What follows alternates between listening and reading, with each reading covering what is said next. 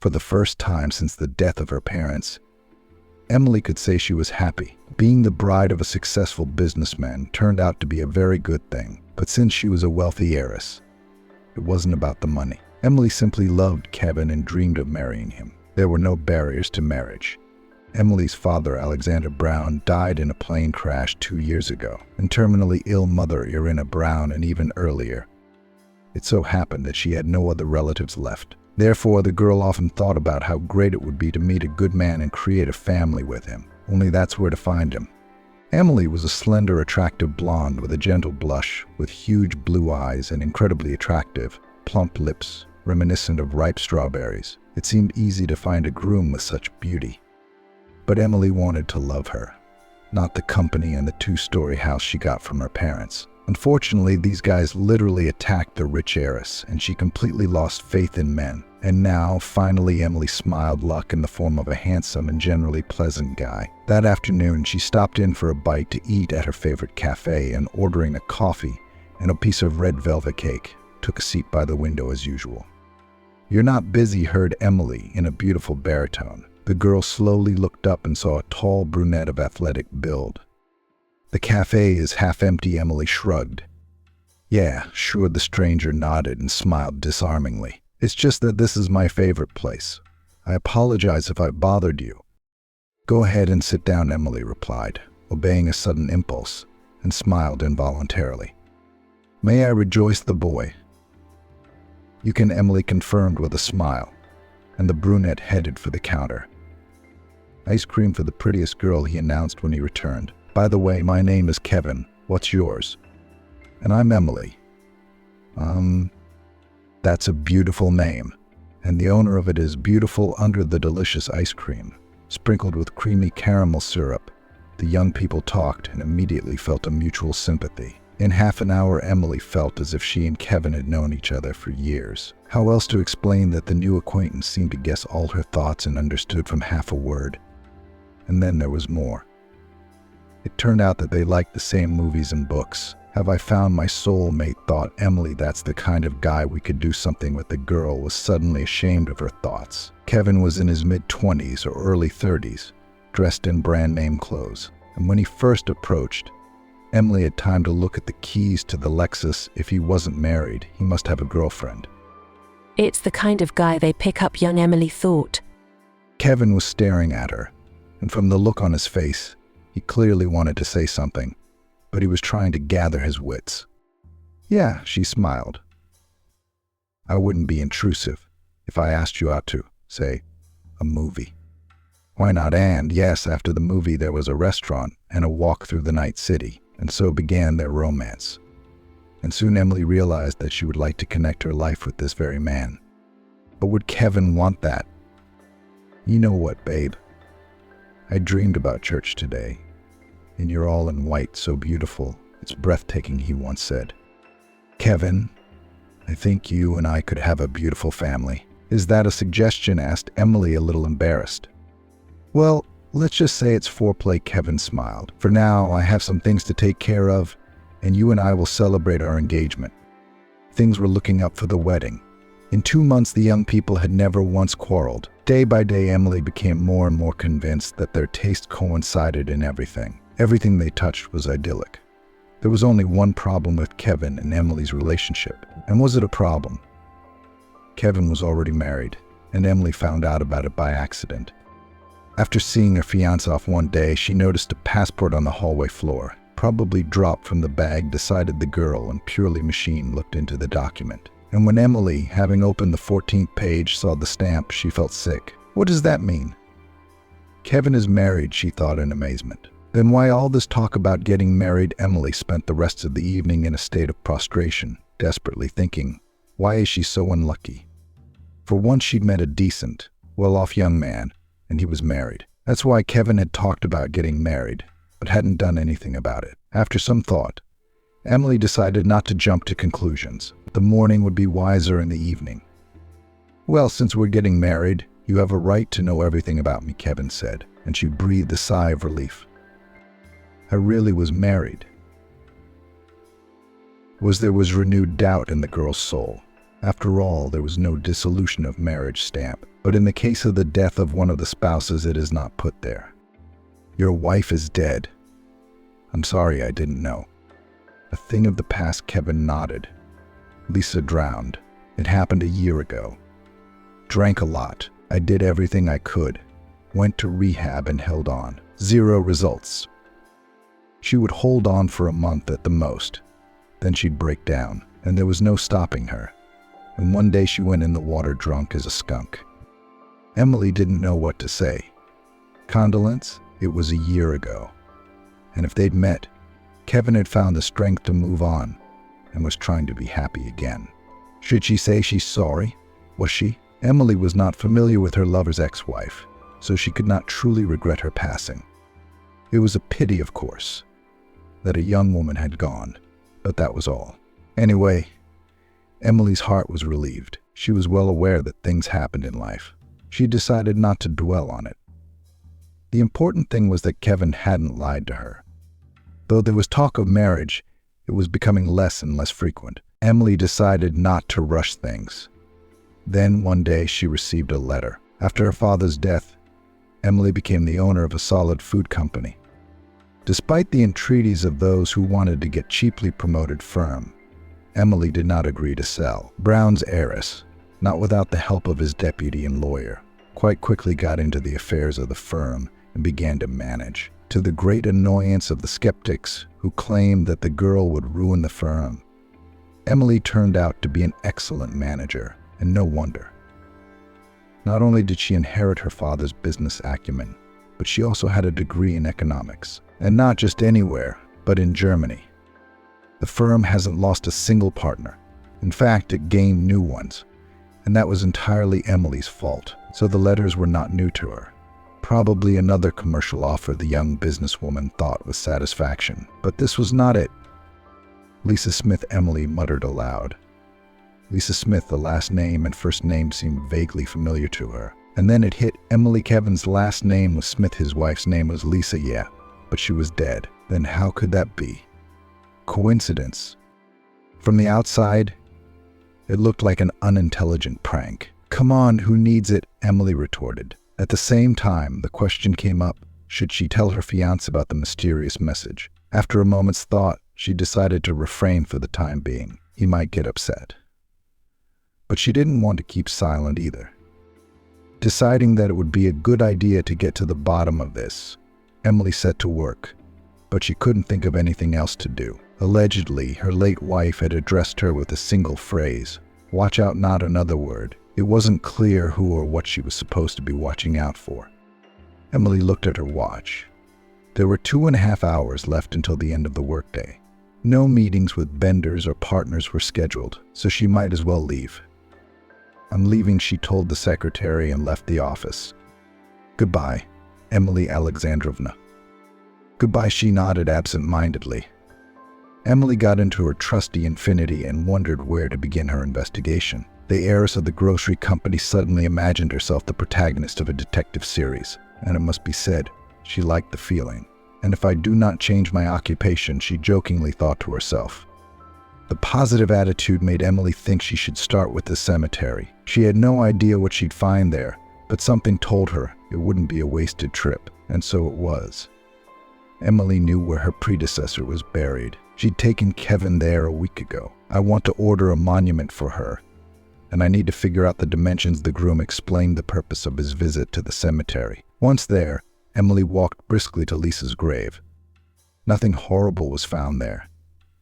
None of the vandalism she had secretly feared had occurred. The grave looked exactly as it had last time. But what then?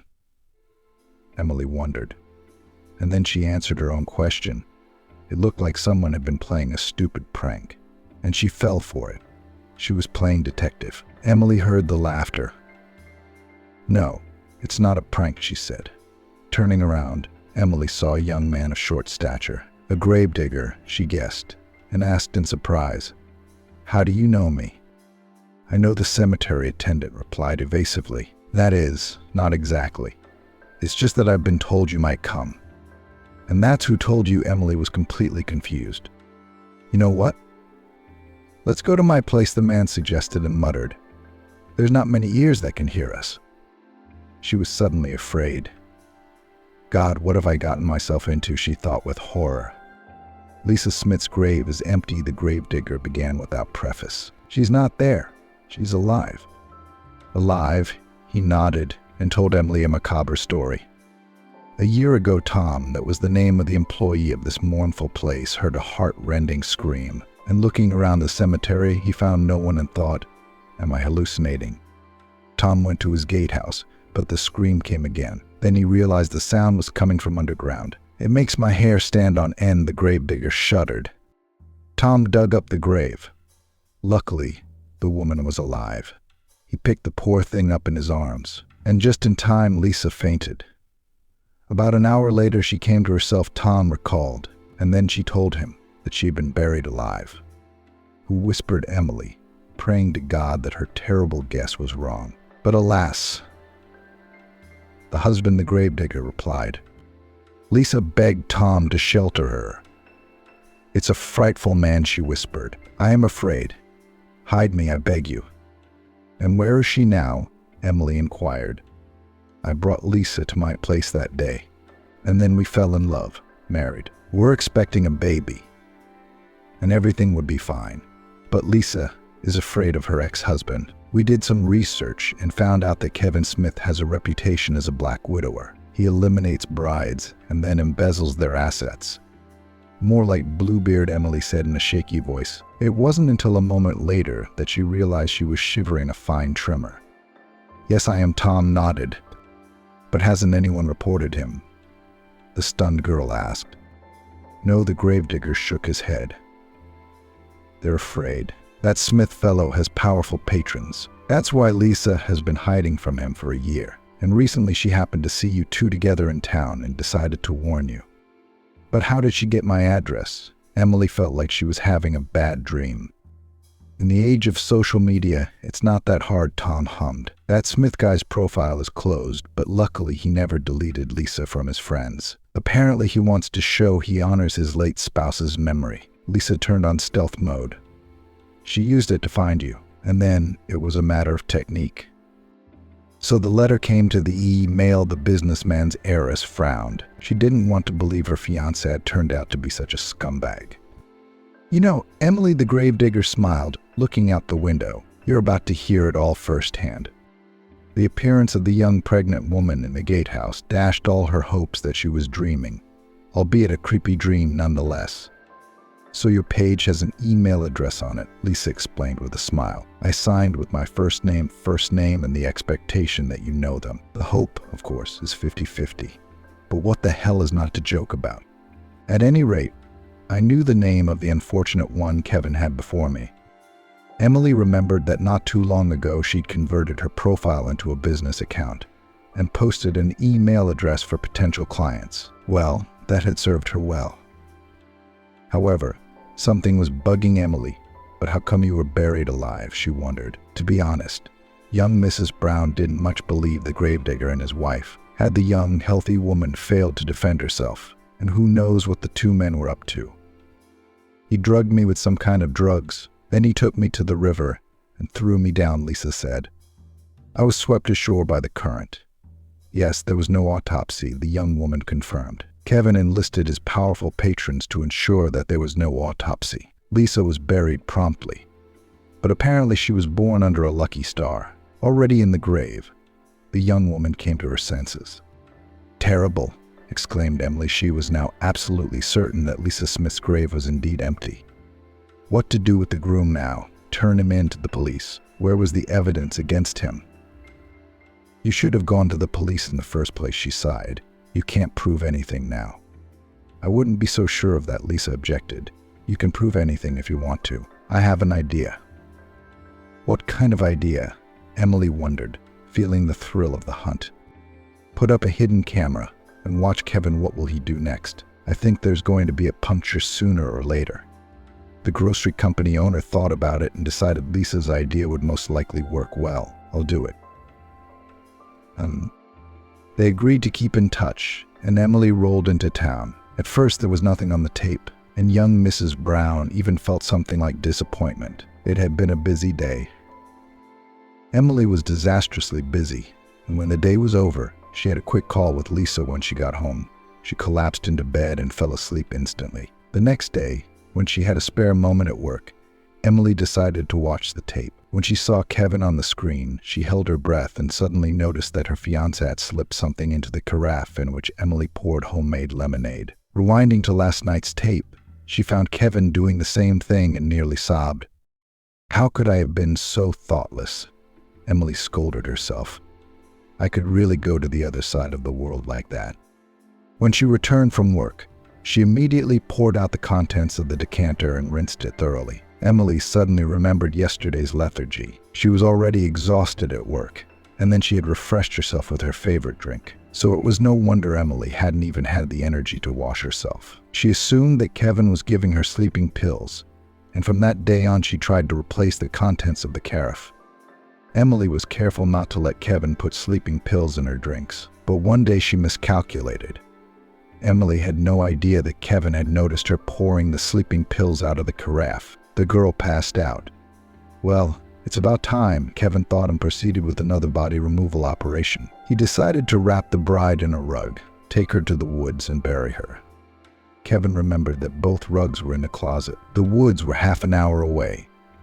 The serial killer thought it would be a good idea to have a snack, so he went to the kitchen. He was appetizingly devouring scrambled eggs when suddenly his fiancée's cell phone rang. "This is the last thing I need," Kevin thought with annoyance, and decided to answer it. He was going to say that Emily had gone for a walk and forgot her cell phone, but there was silence. It had to be said that Kevin had already changed his mind about getting married. There was no need to, because he had already taken possession of everything that belonged to the bride. The lawyer had never let him down. Hearing her ex-husband's voice, Lisa became alarmed. They had called Emily every day in the morning, but the time was approaching nightfall, and there was no word from the girl. "It looks like Emily had a drink with sleeping pills in it," Lisa shared her concern with Tom. "Looks that way," her husband agreed.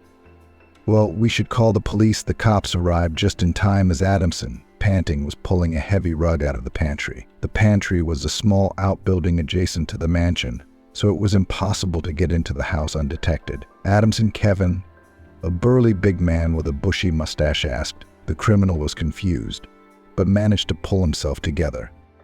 "Yes, that's me," Kevin confirmed. "To what do I owe the honor? Shall we go inside?" "Sure. Go in quietly," he said to himself. "You're not doing anything objectionable, are you?" The police officers entered the house and immediately found an emotionless woman. "What's the matter with her?"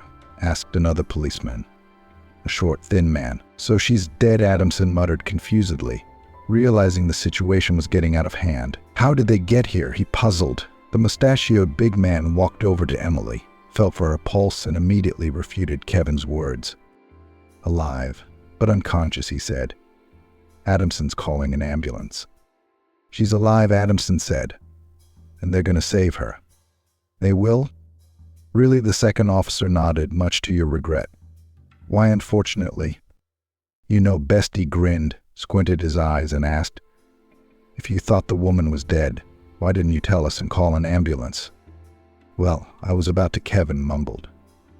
"Really? Why did you bring the rug?" "Well, I was just, I wanted to make a bed." "Can't you do that in the summer?" The mustachioed man snorted incredulously. "Why did the woman have to die? And by the way, who is she to you?" "Listen, you," Adamson exclaimed, gathering his courage. "I'll only answer in the presence of an attorney." "Well, that's your right. Come with us. You'll have a lawyer." A third policeman entered the house. "The witnesses have arrived," he reported. Kevin concluded that he was in charge. The policeman found a camera in the house and examined the videotapes without leaving the cash register. "Well, it's all very clear," concluded the officer of the law. Kevin Adamson was given 25 years in a maximum security penal colony. It turned out that there were several other deaths and other scams on him. "Some people are less lucky than you and me," Lisa said as the women left the courthouse. "That's true," Emily sighed. It would seem that justice had been served, and she should be happy. But why did she feel a twinge of pain in her heart? Emily's mood was not hidden from Lisa's eyes. "What's wrong with you?" she asked. "No, nothing. In fact, At this moment, the girl was experiencing incredible disappointment. The man she loved turned out to be a murderer. Moreover, Kevin wanted to kill her, as he had done to 6 women. Not counting Lisa, her mind understood it all, but her heart refused to understand or accept it. "Emily, I have a suggestion," Lisa said. "Maybe we can go to some cafe? Celebrate, if you do not mind." "I'd like that." "No, guys," Emily refused. "I've got a lot of work to do, and I need to get it done today. So some other time." "Well, some other time." Emily didn't really have any urgency. She just wanted to be alone. A month passed. The soul wound was slowly but surely healing, and who knows? Maybe it would have been gone by now if it hadn't been for an accident after another hard day's work. Emily was on her way home from work and stopped by the supermarket. After filling her shopping cart to the brim, she went to the checkout. "Auntie, could you lend me some money?" Emily heard a pitiful voice. In front of her stood a skinny boy about 6 or 7 years old. "Where are your parents?" she asked. "I only have my dad. He's sick. He used to work as a longshoreman, but now he can't. He has a cold in his lungs. And I'm hungry. I haven't eaten anything since this morning." "You poor thing," she exclaimed. "Come on, I'll buy you some food. What do you like?" "Pasta," the child replied, "and buns and sausages." I see Emily nodded with a smile. Besides pasta, buns, and sausages, she bought bread, vegetables, fruit, herbs, cheese, yogurt, juice, and deli meats. "Wow, that's a lot of stuff," exclaimed the boy. "Thank you very much." "You're welcome," smiled Emily. "Let's go to the drugstore. Let's get your dad some medicine. What's your name, by the way?" "Michael," the child said shyly. "That's a beautiful name." They loaded the groceries into the trunk. Emily told the boy, "Get in, I'll take you for a spin." Michael hesitated a little, but still sat down. "Where do you live?" Emily asked. "It's not far." When Emily entered the apartment where Michael lived with his father, she almost lost her senses. The boy's dad looked exactly like Kevin. This can't be true, Emily thought, and suddenly she thought with horror. Could he have escaped from prison? When the man saw his son in the company of a beautiful, expensively dressed young woman, he was surprised. "Dad, this is Aunt Emily," Michael said cheerfully. "She is very good. Look how much she bought, and she bought medicine for you, too." I could see by the look in his eyes that he was terribly embarrassed. Still, he had to accept the help so that the child would not starve. When Emily was sure it wasn't Kevin, she felt better. "Thank you," the man said embarrassedly and coughed. "Unfortunately, I won't be able to pay you back anytime soon, but I'll pay you back when I get back to work." "Oh, please," Emily waved her hand. "It's a child, after all." "Well, no, I can't do that." Okay, she hastened to agree. "We'll talk about it later." "Okay?" The man, whose name was John, nodded and suddenly remarked, "You're looking at me kind of weird." "It's just that you remind me of someone," Emily said. "So I was wondering if you two might be related." "Impossible," John spread his hands. "I grew up alone in an orphanage." "Well," I see Emily nodded, suddenly feeling like she was falling off her feet. "Okay, guys, I've got to go. It was nice meeting you." "Likewise," John replied and asked, "How do I find you guys? To get my money back."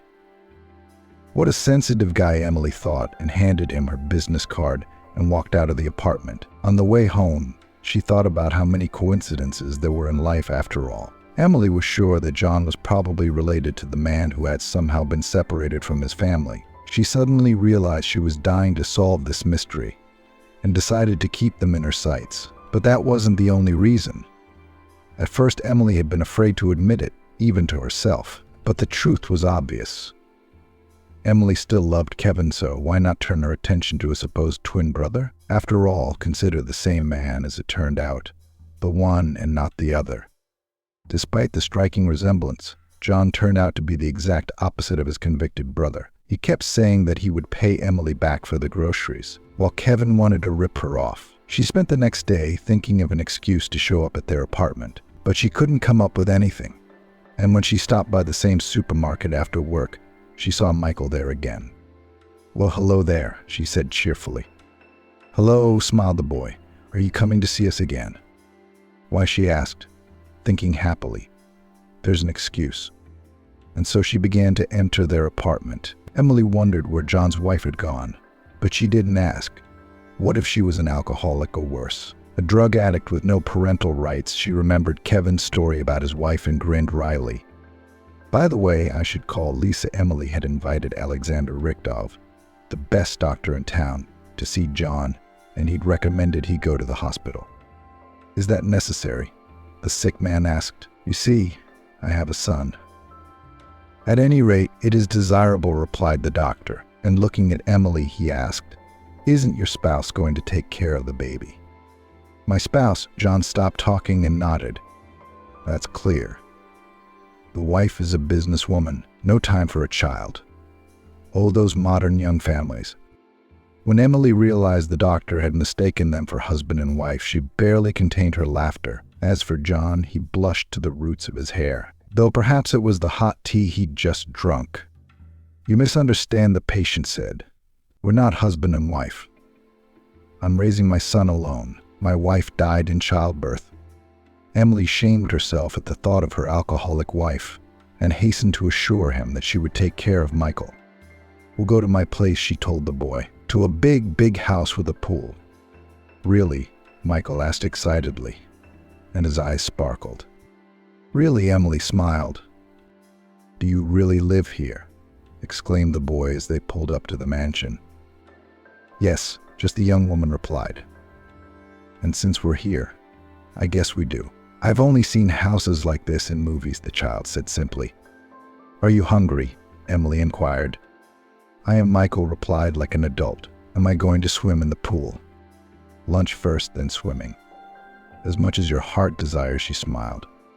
Suddenly she felt like a mom and decided there was something to that feeling. John spent 10 days in the hospital, and the whole time he couldn't stop thinking about the beautiful blonde woman who had suddenly appeared in his and Michael's lives. Emily was undoubtedly very attractive, but the slender, blue-eyed, and seemingly natural blonde could boast not only looks, but intelligence. She was also kind and helpful. "I think about her too much," John decided. Suddenly he realized he was in love. The discovery did not make him happy. After all, John couldn't help but realize that he and Emily were people from different worlds, and John hadn't asked what their new acquaintance did for a living. But judging by the expensive clothes, the keys to the infinity, and the ease with which she splurged on groceries and medications, assumed she worked for a reputable company. Clearly not a rich slacker who squandered her parents', husbands', or rich lovers' money. Either way, John was no match for her, and all he had to do was thank Emily for all she'd done for them, return the money, and bow out. Yeah, but then there was Michael, who was clearly in love with her. "We'll just have to wait and see," John concluded. And the day she was discharged from the hospital, Emily arrived. "How's your health?" she asked. And the man sensed that she really cared. "Thank you. Much better." "Well, that's wonderful," the girl replied cheerfully. "Get in." "Let's go." "Yeah, I'd take the bus," John mumbled hesitantly. But the young woman stretched out with a laugh. "You know my address. Michael's at my place. Let's go. I've ordered a celebratory dinner." "Well, sit down already." "Well, Michael, let's go home?" John asked his son after lunch. "No," declared the boy. "Well, let's stay here a little longer indeed," John said, the landlady with a smile. "Why don't you really stay? You can even spend the night. There's plenty of room for everyone." "Yes, yes," Michael clapped his hands together. Eventually, John allowed himself to be talked into it. They enjoyed a swim in the pool and, after conferring, went for a walk. "It's beautiful here," John said approvingly, looking out over the field and the small but picturesque lake. "Yes, it's a paradise in summer," Emily said proudly. They returned home in the late afternoon. All three of them were hungry, so dinner was finished in a flash. And when Michael, tired from the abundance of impressions, went to bed, the hospitable hostess took out a bottle of old-aged wine from the cellar, cut cheese, fruit, and called John to the terrace. "The heat's finally broken," Emily said, settling into an armchair. "It sure has," nodded her guest. "I wonder sometimes. We wait until summer to complain about the heat, later to complain about the heat," she repeated to herself. "And the loader doesn't know those words, John. What's your education, if it's no secret? Emily asked. I'm an IT guy by training, an IT guy, she wondered. And work as a longshoreman, that's about it, John said. Work's a little tight these days. Sometimes, though, I fix computers and phones, that's crazy. John, I want to offer you a job. I'd like to find a job. I don't have any, unfortunately.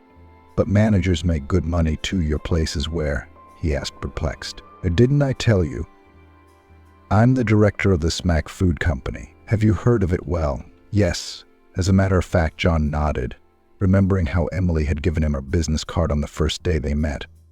True, John had slipped it into his pocket and safely forgotten it. Are you willing to give it a try, Emily? He said firmly.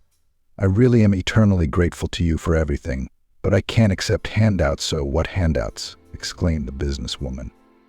It just seemed to me that you'd like the manager's position better than the loader's. No, if you don't want it, I won't insist after all. She seems offended, John thought, not without surprise, and said aloud, All right, let's try the manager's job. It turned out to be much more interesting than being a loader, and John was doing a great job. Some, however, looked at him askew, saying that the lady boss had her eye on him and put him on the breadline. Never mind, Emily waved her hand. I'm not paying attention anyway, but what if it's true? She asked quietly. What, that I have my eye on you? The young people never realized who had made the first move. They kissed frantically and seemed unable to get enough of each other. That same evening, John and his son moved into Emily's mansion. Are we family now? Michael asked. And Emily is going to be my mom, well, if she wants to be, replied the father. Of course she wants to, muttered the boy with conviction, and John suddenly said, I'll be right out. Where are you going? Emily wondered. Wherever I need to go, he replied evasively, and ran out of the house. John returned about 20 minutes later with a bouquet of scarlet roses, and returning, he asked in a heartfelt voice, Emily, will you marry me? Yes, she answered without hesitation. Of course I will, yea, shouted Michael. The news of the impending wedding of the company owner and the new manager spread through the office faster than wildfire. That'll make him her deputy. Tom Young, one of the employees who was secretly sighing for his boss, muttered gloomily. Is that all that bothers you? Gloatingly smirked office manager Lisa, who in turn looked at Tom with a laugh.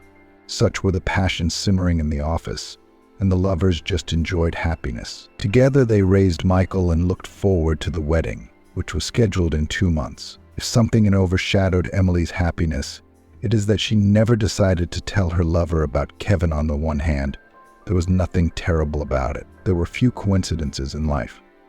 But on the other hand, she had the feeling that their married life had begun with deception. One day, coming home from work, Emily noticed something white in the mailbox, probably from the IRS, she thought. When she looked at the return address, she felt hot. The letter was from prison, and there was only one person who could have sent it. John wasn't home.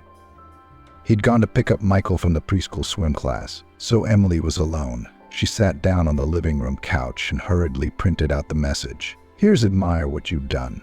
Bitch, Kevin wrote. Do you realize my life is over? It was as if Emily was forcing him to run scams and kill poor women. Attached to the letter was a photo of the ex-fiancé in a prison robe.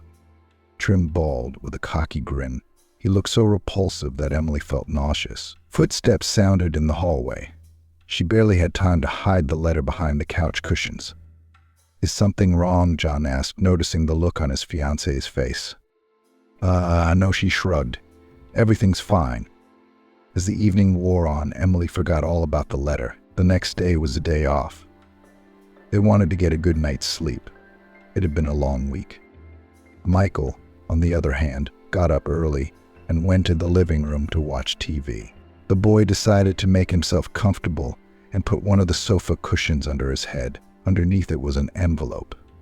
He twirled it in his hands, and then a picture of his daddy fell out of it. It was a picture of him dressed in some gloomy clothes. Michael had seen that in movies about cops and criminals, and for some reason, Daddy had no hair. You awake, hero? Dad asked. Dad, were you bald? Michael wondered. I'm bald, marveled John, and his son handed him a photo from the envelope. Good morning, Emily chimed in. But when she saw John and Michael's faces, she gloomed. Who's that? John asked her, sensing he was about to find out something unpleasant. That looks like your twin brother. And you've been hiding the fact that I have a brother all this time," the man exclaimed.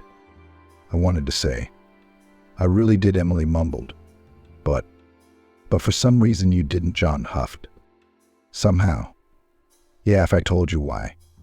I'm not sure you'd want to hang out with a brother like that. Should I tell you? Or is it better not to?" "Tell me," the groom said reproachfully. "I grew up in an orphanage. I've never had any relatives, not even like this, especially since we're talking about a twin brother. Better none than this one." The young woman never managed to find the words that would fully characterize the scoundrel. "There was a time I loved him. But that's in the past. I love you now, John." But it seemed their relationship was now in question. "One thing I don't understand is why you were nodding," John pondered aloud. "I, as you recall, showed up at your place quite by accident," she reminded him. "Maybe accidentally, maybe not. Either way you knew and kept quiet." "Oh, I just couldn't make up my mind to tell you," Emily muttered in despair and got angry with herself. "Why am I making excuses?" "Dad, Mom, don't fight," Michael muttered pleadingly. "We won't," Dad promised, "because now you and I are going to get out of here." There was so much longing in John's voice that his son didn't argue. This was the second day John had indulged in libations. To think he had a twin brother who was also behind bars. "Daddy, don't drink," Michael pleaded, but his father remained deaf to his pleas. "I'm hungry," the child said with tears in his voice. "You'll find something in the refrigerator," John replied, barely able to speak, and collapsed from the stool to the floor. Michael looked in the refrigerator, but found nothing but frozen hams and a jar of pickles. He cried. When he calmed down a little, he decided to go to Emily's. She would be sure to feed him. Michael remembered that she lived in a village not far from the exit from the city. He had some change, and miraculously, enough for the bus. "Why no adults?" the conductor asked. "They'll meet me," Michael replied, and the woman nodded, "as long as the kid paid the fare." Which he did. The boy got off at the right, as it seemed to him, stop and went in the direction of the mansions, and then he realized that he got off in the wrong place. The houses were mixed with the forest, and soon Michael was horrified to find that he was lost. In addition, there was thunder and heavy rain. He was really scared. He sat down under a tree and wept bitterly. The rain ended as quickly as it had begun. It was dark outside, and Michael wondered in fear if there were wolves in the woods. "Oh my God," he heard an elderly man's voice. "What are you doing here?" "I was on my way to see Emily, and I got lost," Michael exclaimed. "And who would she be?" "Your Emily," inquired the grandfather, who turned out to be a forester. "She's so beautiful," replied the little boy through tears. "She has white hair." "A big car." "Not much," the man summarized. "Is that what you are? Let's go to my place, and I'll try to help you find your Emily." After drinking the flavored tea and homemade buns, Michael was so sleepy he wanted to go to bed. "So lie down," the forester commanded. "Where are your parents?" There was no cell phone on the boy, so there was nothing to think about contacting his father or mother. It would be nice to know for sure who Emily was, but I don't think that's going to happen either. Why would a kid run away from home anyway? "I don't have a mom," Michael replied sleepily. "Dad and Emily are getting married, and she's going to be my mom. Only they had a fight and Dad got drunk because of it." "I see," the forester nodded profoundly. Waking up from the alcoholic oblivion and not finding his son in the apartment, John began to berate himself at the last words. "God, what an idiot I am. A bloody alcoholic. This could go all the way to child welfare, Michael," he called out and went to the balcony, hoping with all his heart to find his son there. But alas, the cell phone John had recently bought Michael was lying on the table. It was already dark outside, so it was unlikely that the sun was outside. Theoretically, he could have been at one of the neighbors' houses. Emily's realization dawned on John, but of course, now that he'd cooled off, he didn't realize later what had come over him. It wasn't really that big of a deal, really. Emily simply couldn't bring herself to tell him about her brother, and he blamed her for something he didn't understand. Apparently, Emily was in a relationship with Kevin, and quite possibly feared jealousy as well. He was an idiot, stirring up a storm. I'll apologize for that. John cheered and dialed Emily's number. Just as long as she had Michael. Michael's lost, Emily screamed in a voice that was not her own. How could you, John thought doomfully, scold me? I deserve it. Only what good is self-abuse? How long has he been gone? John asked stiffly. I see, Emily retorted, and with metal in her voice told John to wait for her. God, you stink, she said in disgust. How are you going to work tomorrow? John smiled involuntarily. Emily was talking to him like a stern wife. He liked it an awful lot. Just so long as she forgives me. But first Michael, he thought. What's the cabin? John asked. A woodsman, I guess Emily suggested with a shrug and held out a fruit gum to him. Here, chew on your booze. They say peppermint only makes it worse. The fruity one's just fine. Thanks, John said quietly. You drunkard, the young woman shook her head reproachfully and couldn't help but smile. John realized he was forgiven and sighed in relief. When the young men entered the woodsman's cabin, Michael was sleeping peacefully on a comfortable bed. Why didn't you watch the baby? The ranger shamed them. There's a lot of idiots out there these days. It just happened, John replied. Wife John mumbled, and grandfather took a closer look at him and almost lost his mind. It can't be, he blurted out. What is it? John asked. It's just that you look just like my father when he was young. You look just like him. No, not that, he sighed. Emily agreed with him. They'd had enough of these coincidences. It's just that I recently found my twin brother under not very good circumstances. Lesnikov suddenly turned pale.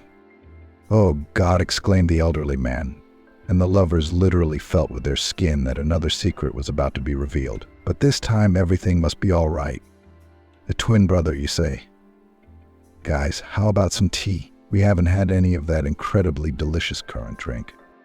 And the forester, whose name was Gregory Peterson, recalled many years ago his wife gave their children to an orphanage. It was a cruel thing to do. But it wasn't that simple, he said. Mary was not well. Then Gregory went hunting and was attacked by a bear. He got a good beating from the bear. And the man thought he wasn't going to make it, but he did. Gregory Peterson was rescued by a gamekeeper. It took him 3 months to get home from a remote part of the forest. Meanwhile, his wife, convinced Gregory was dead, became depressed. One day she got on a bus and took the boys to an orphanage. But she didn't say which one, the forester said with a sigh. You weren't looking for us, John asked. Well, if it was us, of course. I'm pretty sure it's you, Gregory Peterson said with conviction. And looking for you, of course. But Mary couldn't even explain which orphanage she'd put you in. There were several in the vicinity, in different communities, and you were nowhere to be found. I thought you were adopted. Besides, some orphanages were closed, and the kids were taken to other cities. After all, I was gone for 3 months. What happened to your wife? Emily asked. Mary was diagnosed with a severe mental disorder, and soon she was gone. The story told by the forester could not be called positive, but John suddenly felt warm. Michael had turned up. Wasn't that a reason to rejoice? Plus, he'd found his brother and his father. And even the fact that his mother had abandoned him and Kevin like unwanted kittens didn't dampen his happiness. All 3 of them were silent, each thinking about something else. Dad, Emily, are you two not fighting anymore? Michael's voice broke the silence. No, my golden one, the young woman replied fondly, and everyone laughed with relief. The probability of kinship is 100%, solemnly announced the employee of the laboratory. Or did they think so? Thank you, John thanked her with a smile. Now he had a father, and Michael had a grandfather, and it was a grandfather who had saved his grandson from spending the night in the woods. It was only Providence that had led them to each other. And John had a brother, Kevin, and, no matter how Emily looked at him, he was determined to keep in touch with him. Blood isn't water. What if he didn't want to? The bride asked. What if guys like Kevin are not interested in anything but money? We'll see, John said philosophically, and Emily realized that he was determined. But she didn't have time to worry about her ex-fiancé. First of all, today was the last fitting of the wedding dress. with which she helped her future witness, Lisa. And secondly, she had a visit to the gynecologist. Yesterday, the happy bride took a pregnancy test, which showed 2 stripes. All that remained was to find out when Emily's new life was born. "Johnny, are you busy?" Emily asked. The young woman had just left the doctor's office, and she was eager to tell her fiancé the good news. "I'm always free for you," John assured her, "but as a disciplined subordinate, I'll add that I'm a little busy." "Well, that's commendable," Emily said cheerfully. "What would you say as a 2-time father-to-be?" "I say I'm the happiest man in the world," he shouted. The baby was a miracle. As blonde and blue-eyed as her mother, she looks like a little princess, Michael remarked. He cared for his little sister in such a touching way that Emily was moved to tears. Today his son had made a cookie cake. Mary turned 1-year-old today. She's going to be a pastry chef, Grandpa Gregory, who was a frequent visitor to their home, once said. "Not the worst profession." "By the way," the daughter-in-law replied, "we'll plug into the family business." "Who's arguing?" Michael scurried busily around the house. Helping Mom set the table, soon John arrived, laden with packages from the specialty baby store. His husband entered the house with a huge pink-colored plush elephant and a bunch of balloons with painted dolls on them. The largest of them bore a glittery inscription, "Happy Birthday." Princess, the little girl, looked at all this splendor with delight, and the hearts of her parents, grandfather and brother, swooned with love and tenderness for the youngest member of the family.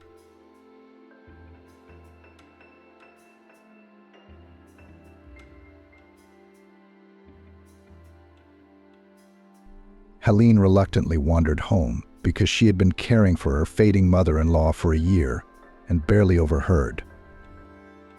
"Helene, shall we relax after the work week? Go to a cafe? Go shopping?" asked a full of cheerful woman at her colleague, coming out of the passageway of the furniture factory. "I would very much like to, but I cannot," answered Ellen. "And all with your mother-in-law tortured. You've had a cross to bear, Helene." "I'm not complaining. Who else could?" "All right, grace my streetcar." Ellen, an accountant at the furniture factory, ran to the bus stop to catch the streetcar. She couldn't find a free seat and got on the back of an old carriage. "With your mother-in-law, you're tormenting yourself." Helene couldn't get her caring colleague's phrase out of her head. It was about her 75-year-old mother-in-law. Ellen had been widowed a year ago and had the burden of caring for her husband's mother. Her mother-in-law, Lexi, was a difficult character. All her life she had worked in management positions and was used to being in control of everything. But a few years ago, her health began to fail. She began to walk with difficulty and had a microstroke. And the death of her son finally took its toll on Lexi. She could move around the apartment, but it was almost impossible for her to go outside, to the store, without help. And at home there were cases when the woman could not stand on her feet and fell on the way to the kitchen. Therefore, Ellen tried never to be late at work and hurried home. It could not be said that she did this with any particular enthusiasm. Lexi's difficult temper, control mania, and sharp tongue made Ellen very uncomfortable.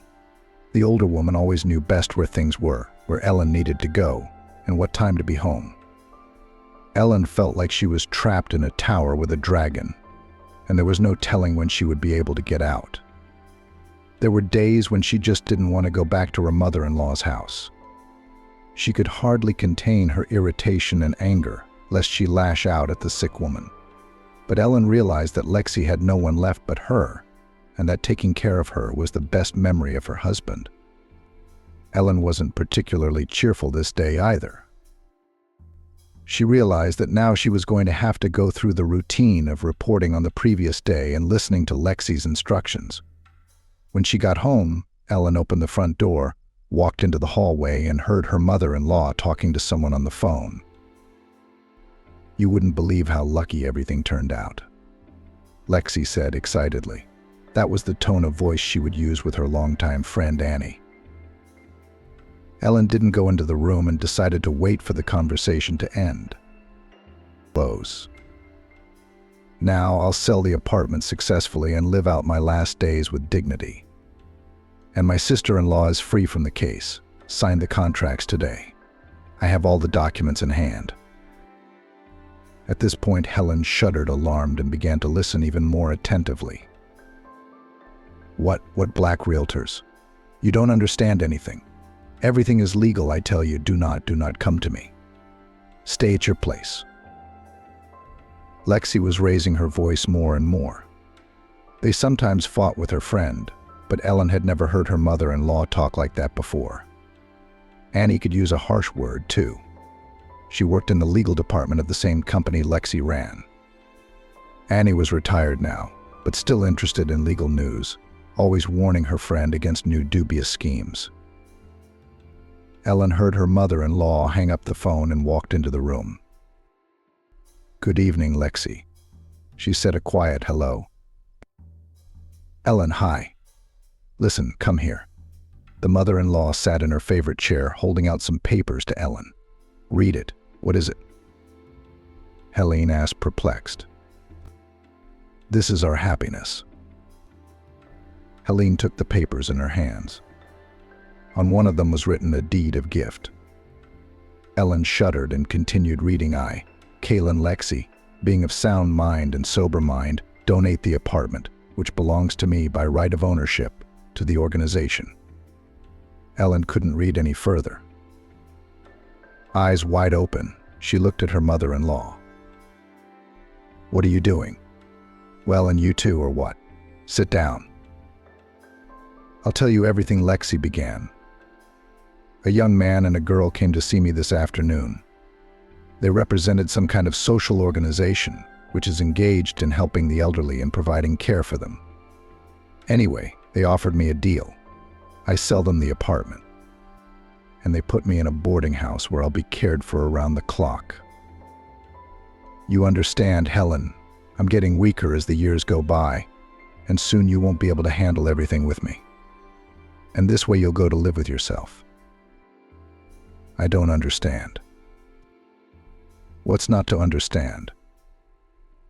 "I sold the apartment for a little less than it would have cost on the market.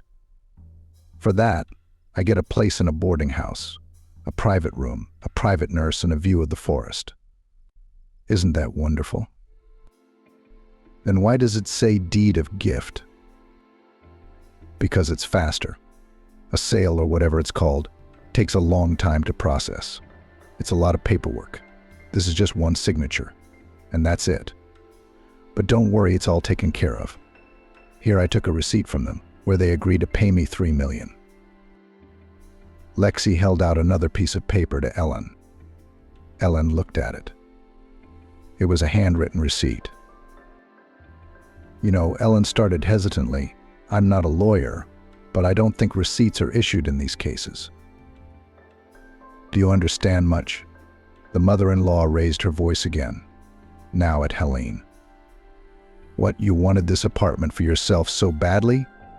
Don't worry, I don't need that $3 million. It'll be yours anyway." "What do I need your money for? What are you saying?" Helene started to justify herself. "I'm worried about being cheated." "It's all legal. What organization were these people from?" "Young Old Age, I think." Ellen took out her phone and quickly typed the name of the organization into a search engine. The first link started with the word scammers. She began scrolling through dozens of reviews, and each one told of schemes to scam the elderly. "Lexi, they're scammers." "Is that what they say on your internet?" Her mother-in-law wouldn't listen to her daughter-in-law. "It's all about writing nasty things." "Look, they put their address here," Lexi said. "If you want, you can go check it out yourself." Ellen took the sheet with the address, got dressed, and quickly left the apartment. The office of this organization was located in the heart of Swan's Town. Ellen had to take the streetcar again. The woman was very worried, and not because of the apartment. Ellen had her own apartment, where she and her husband lived. The children had grown up and moved to New York. The apartment was empty, and Ellen could always go back to it if she needed to. It wasn't what she was afraid of. Lexi might just not be able to survive something like this. Losing the apartment would be a real blow to her. And that wasn't the worst-case scenario. There was no telling what these people would want to do to Lexi to avoid taking care of her. Ellen didn't want to think about that.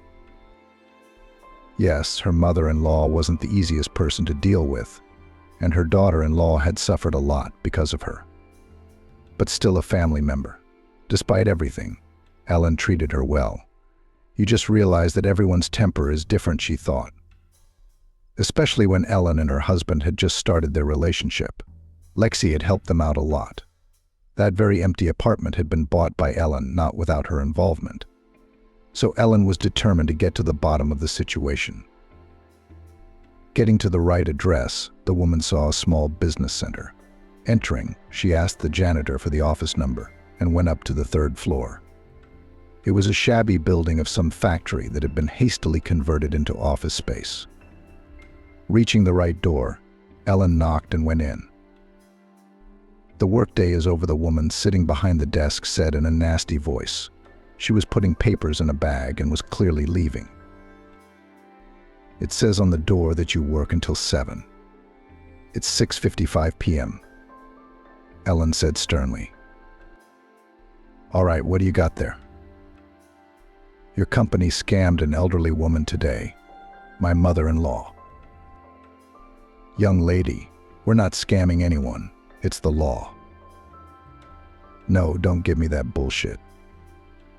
Your employees said they were a social organization. Is that right?" "We are a social organization," the woman interrupted Ellen for the 2nd time. "A social organization for scamming the elderly. I've read your reviews. I demand that you immediately cancel all contracts." "Calm down, girl, calm down. We conclude all contracts in accordance with all legal requirements, so no one will cancel anything here." "Then I'll file a police report against you." Right. You're not the first, so to speak. First they watch their old people, then they run around complaining. You don't even hide the fact that people like you want to get rid of their elderly relatives. How dare you?" Ellen could not believe her ears. The woman unashamedly told her what their scheme was designed to do. What? How dare I? We're only making things better for you. What do you think, we don't have a boarding house? We're just trying to steal your naive relative's apartment. No, we do send old people to a place where they'll get better care than yours. It's just a whole apartment to pay for it. Well, what do you want? Business like this, times like this. I'll see you in court, Ellen said stiffly and walked out of the office. She couldn't believe this was happening to her. Fraudsters sitting in the center of Swan and not even hiding their dark intentions. What good would it do if Lexi was actually sent to a boarding house? She wouldn't live there long anyway, knowing she'd been scammed. No, these people had to be dealt with at any cost. So Ellen went to the police. Never in her life had she ever filed a report or gone to court. But now she was ready for anything, so strong was her anger toward these people. The police station was not far from the office center. Ellen reached it on foot in just 10 minutes. Once inside, she saw a sign that read "Duty Station." Ellen went to the window under the sign that said "Front Desk." "Hello, I'd like to file a report." "Take the form, write it down." The employee answered in a machine-like manner, holding out the form. He was on the phone and didn't even look at who was in front of him. Ellen spent a long time writing the statement, choosing the right wording. She wanted the police to get to the bottom of this as quickly as possible. When she had filled out the form, she handed it to the officer on duty. He finally took his eyes off the screen and began to read. "Okay, name, address, phone number." "Oh, young aging.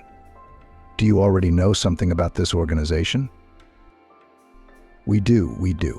We've had 3 of these applications this month." "How are they being handled?" "It's not going well. We've already checked this company, everything's clean. So you're wasting your time trying to do something. This case is a dead end." "What do you mean, lame?" Are you refusing to take my statement? Come on, citizen. We have no right to refuse to accept it. We'll just file it in a folder, and then all you have to do is wait. Helene left the office in a depressed state. She didn't know what to do next. She didn't want to go home for other reasons. She just couldn't say those words to Lexi that she had been cheated and there was no chance of justice. After reaching home, Ellen leisurely made her way up to the floor and entered the apartment. Usually Lexi was watching TV loudly, but this time there was silence in the room. "What's up?" the mother-in-law asked quietly. "We'll figure it out," Ellen whispered. So it was a hoax after all. Lexi was usually a long-winded person, but eventually she could be persuaded. This was one of those times. I guess so. Lexi covered her face with her hands. The old fool. "Come on, Lexi." Ellen ran up to her mother-in-law. "You and I are not alone. There are several reports on this office, so they'll definitely look into it." That's how I continued the story. Of course, Ellen hid the words of the front desk clerk from Lexi. What to do next, she didn't know yet, but now it was important to support her mother-in-law. So she had to make up some reassuring words. "You're like a child, aren't you?" Lexi lamented. "And I was happy about it." "I told you we'll figure it out." "Did they give you a timeline?" "Yes, they said that in 2 weeks we should pack up and move to the boarding house." "So we have plenty of time." 2 weeks, Helen nodded. In fact, she was thinking, I have to think of something in time. At least I'll lie that I got the money from them. The next morning, Ellen was awakened by a phone call. Usually, even on weekends, she got up early. But last night she couldn't sleep for a long time, so she lay awake until 10 in the morning. Glancing at the screen, she saw an undefined number and was startled. For some reason, she was suddenly sure that it was the same scammers calling. Ellen thought for a while whether to pick up the phone or not. In the end, she decided to answer. "Eileen Vasilievna?" a stern voice asked. "Yes, who's calling?" "My name is Swan. I'm an investigator. I've read your statement. I was wondering if you could come down to the station today." Yeah, what time should I be there?" "Right now. Just bring all the documents, contracts, and receipts." Helene quickly got ready, prepared her mother-in-law's lunch, and rushed to the station. She felt a sense of hope. It meant that at least the application had been taken into consideration and not just thrown into a folder. She didn't bother telling Lexi she was going to the police station, just that she was going on business.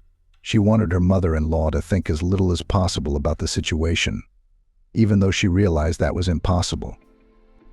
Especially since it was already 11 days from now, she would most likely have to leave. Ellen entered the now familiar building and approached the duty officer. There sat another employee who told her which office to go to. She walked down the long hallway almost to the end and saw a sign that read Senior Investigator Captain Swan. She knocked on the open door. "Hello, may I be Helen? You called me today?" "Good afternoon." "Come in and have a seat," replied the investigator's stern baritone. He was a stately man in his 40s with graying on his temples. He was actively typing something on the computer. Ellen hesitantly sat down across from him, and after about 20 seconds, Captain Swan turned his attention from the computer to her. "I'm sorry, there's so much to fill out," the investigator said as he began to look for something on his desk. "Aha, here. I have familiarized myself with your statement. I'll tell you at once. The situation is not new and rather sad. In neighboring cities, this scheme has long been known. 3 months ago, these scoundrels moved in here. I was told by the duty officer that there have already been 3 reports. Captain Swan twirled some papers in his hands. "Yes, that's right, here they are. But I'm a little more interested in yours than the others. Apparently your mother-in-law was more meticulous. So the crooks had to do a little more paperwork with her. May I see the contract and the receipt? Sure. Ellen handed the papers to the investigator. Interesting, Swan said, studying the documents. But I expected more, of course. What did you expect? That there would be some circumstances written into the gift contract analyzing it. You just wrote in the statement that they assured in writing about all the nuances of the transaction. But the promises there about board and care and such. And that information can't be contained in such documents, which means it becomes invalid. Well, no, these guys got it right. What about the receipt? The receipt is interesting. The other victims were all verbal assurances. But your Swan looked at the statement. Lexi asked for some kind of written commitment. Did the receipt have any validity? Sadly, no. A receipt is for a loan. This is just a promise to hand over money. So any court will send you away with a piece of paper like that. But either way, it's new. So we have at least a handwriting sample and an employee's signature. So if you don't mind, I'll scan this paper, said the investigator. Sure. And what should I do with my mother-in-law? I'm a straightforward person, so I will not hide. Prepare for the worst. Even if we catch on to something, it will take a very long time. You guys have 2 weeks to leave too, right? Well, we can't do anything in 2 weeks. There's practically no evidence. Everything is done according to the law. Have you checked the boarding house? Maybe they poison old people there so they don't have to deal with them. Of course, we didn't check 5-star hotels, but everything is legal. The conditions there are minimal. So if there's another place for Grandma, you'd better take her there. But they promised her personal nurses care nature. Isn't that slander? Can't they at least be prosecuted for that? Misinformation in advertising is an administrative offense, not a criminal offense. And a verbal promise. It would be hard to prove anything, and there's no need. Our task is to bring this case to bigger crimes. But with this kind of data, we're not going to be able to do that anytime soon. So you're suggesting we just give them the apartment and leave quietly? You already gave it to them? Not you. Well, your mother-in-law did. So you're in someone else's apartment right now. I understand your feelings, but I'm being as frank as I can and telling it like it is. I'll try to do everything I can. But I can't promise anything, especially in the near future. Hopefully they'll make a breakthrough soon and we'll be able to catch them by the tail. Okay, I get it. Thank you. Ellen walked out of the investigator's office. There was no point in hoping for quick help from the police, so she had to act on her own. She took her phone and began to scroll through the list of contacts. Ellen did not have any acquaintances in the authorities or the bar. The only person who had anything to do with law was Annie, her mother-in-law's friend. Without thinking, Ellen dialed her number. Annie, hi. This is Ellen, your friend Lexi Callan's sister-in-law. Hello, Lenachka. I didn't recognize your voice right away, Annie replied good-naturedly. You know, we had a very unpleasant story with the apartment. Yes, I overheard you and Lexi talking yesterday. Anyway, you were absolutely right in your concerns. What a stupid situation. It's a common way to cheat, and I've told you about people like that many times. Why didn't she listen to me? Why don't I know what's gotten into her? They must have influenced her somehow. They have special techniques, like hypnosis. Distracting, misleading. And that's it, fooling our old ladies. Sounds like it. I don't remember Lexi agreeing to anything quickly. But I take it you're not just calling to share your concerns. Yeah, you're right. I just got off the phone with the police. They say it's a very complicated situation, and it's unlikely anything will change in 2 weeks. And in 2 weeks, Lexi has to move out. Of course, I'm not putting her in a boarding house. I'm taking her back to my place. But you realize what a blow this is going to be for her. I do. Luda's been very down lately. So yes, she doesn't need this kind of stress. Come to my place now. I have my son at home. He's a lawyer. Maybe we can work something out together." Ellen thanked Annie for the offer and rushed to her. In general, they did not see her mother-in-law's friend very often. While her husband was alive, they met only at general celebrations. After his death, a little more often, Annie lived nearby and once a week came to visit her friend. But at that time, Ellen was usually not at home. But even in those rare encounters, Ellen had formed a very good impression of the woman. Annie was a little younger than Lexi and had a completely different personality. Sometimes Ellen wondered how such two completely different women could be friends: the nervous, bossy Lexi and the good-natured, simple Annie. They were both quite emotional and could always stand up for themselves and their rights. When Ellen heard that Annie was willing to help, she was glad. Yes, she had no plan, and it would be foolish to expect an older woman, even though she was a lawyer in the past, to have one. Nevertheless, Ellen felt much calmer at heart. She quickly made her way to Annie's house, who lived a few blocks away from Lexi. Once she got to the third floor, she rang the bell.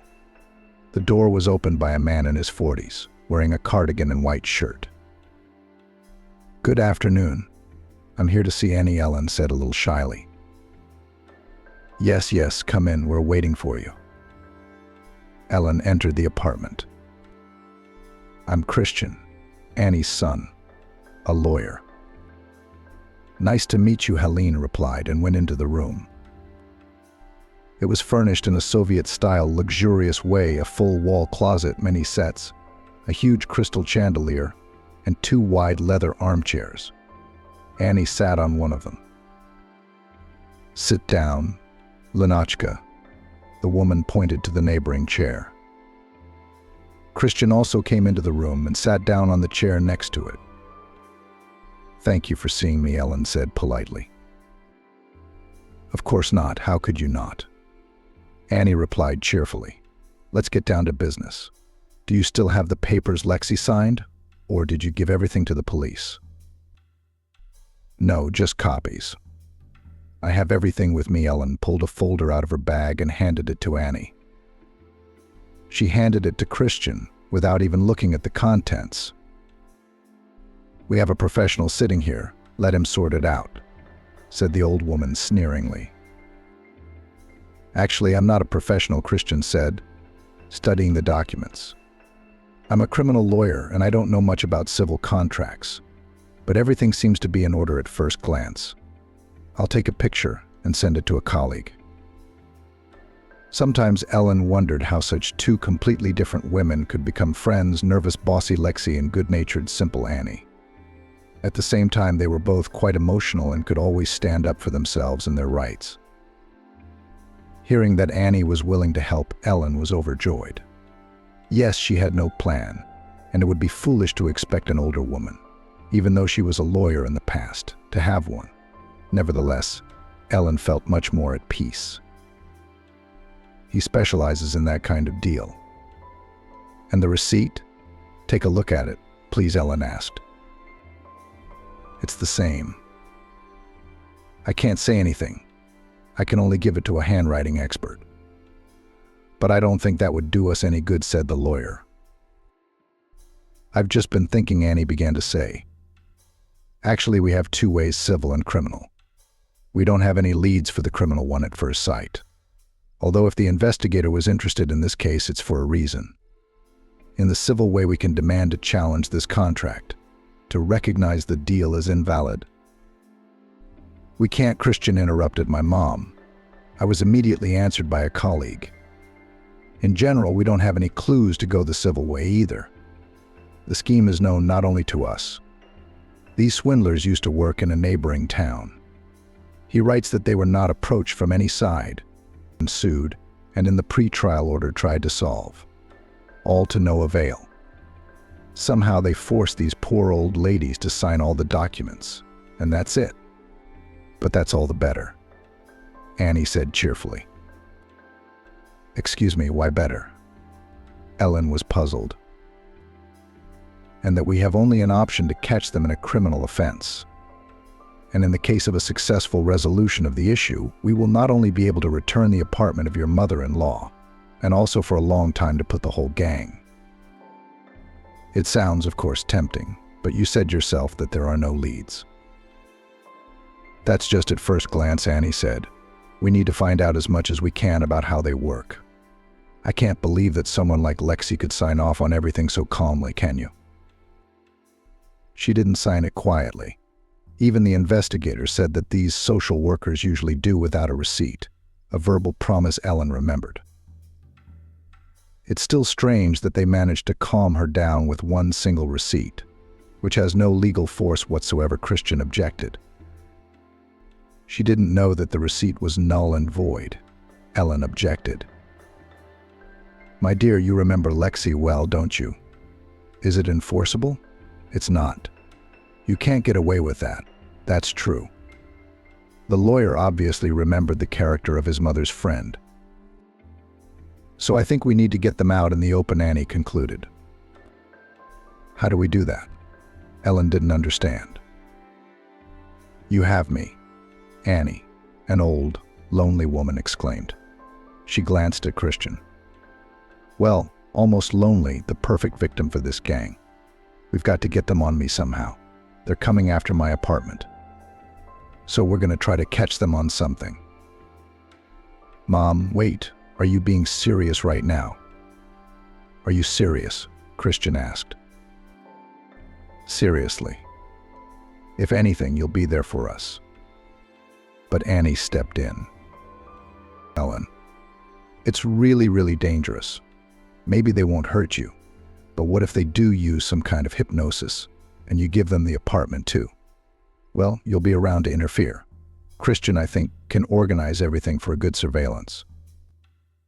But I don't know, the lawyer hesitated. Do you have any better options? Annie asked.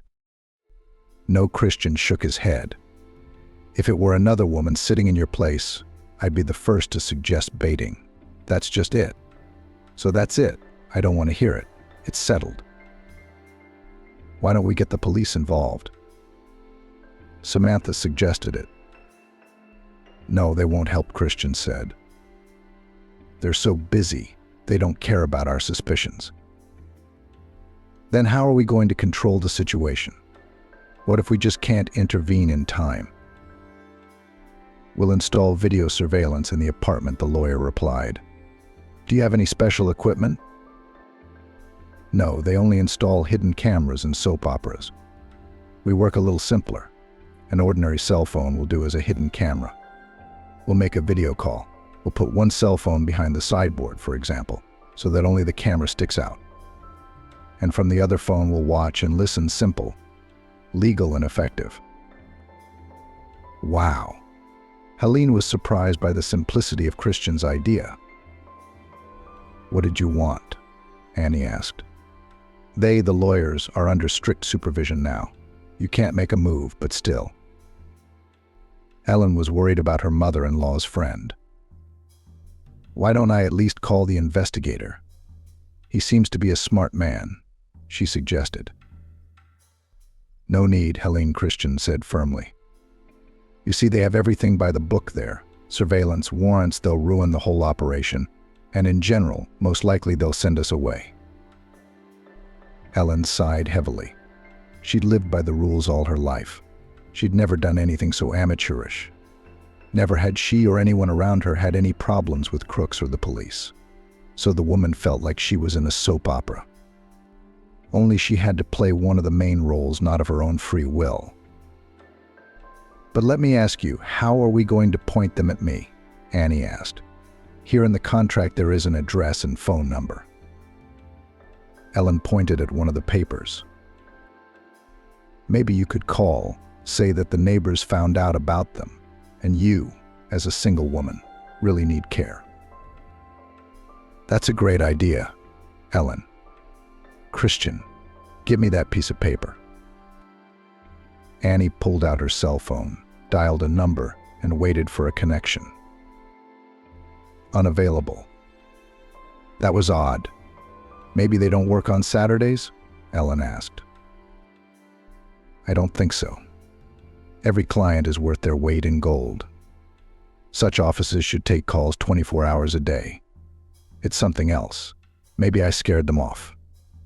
Ellen remembered her trip to the company yesterday. When I was there yesterday, I promised them I'd call the police. So they got scared and decided to run out of town. That's a possibility, Annie thought. What if they hadn't had time to pack for the day? Christian joined the conversation. Maybe the phone was disconnected. But they hadn't had time to leave the office yet. They wouldn't want to lose a client who'd come to them on her own. What do you mean? Ellen asked.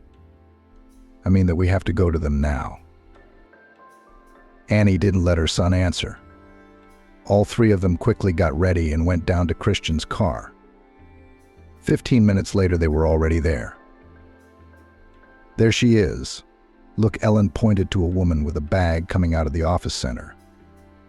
I talked to her yesterday. Then what are you looking at? I'm going to give you a master class, Annie said, and was about to get out of the car. Mom, wait. Christian stopped his mom and went into the glove compartment. From there, he took out a cell phone and called it from his own. Put it in your pocket, just in case we're listening to you. Annie took the phone and got out of the car.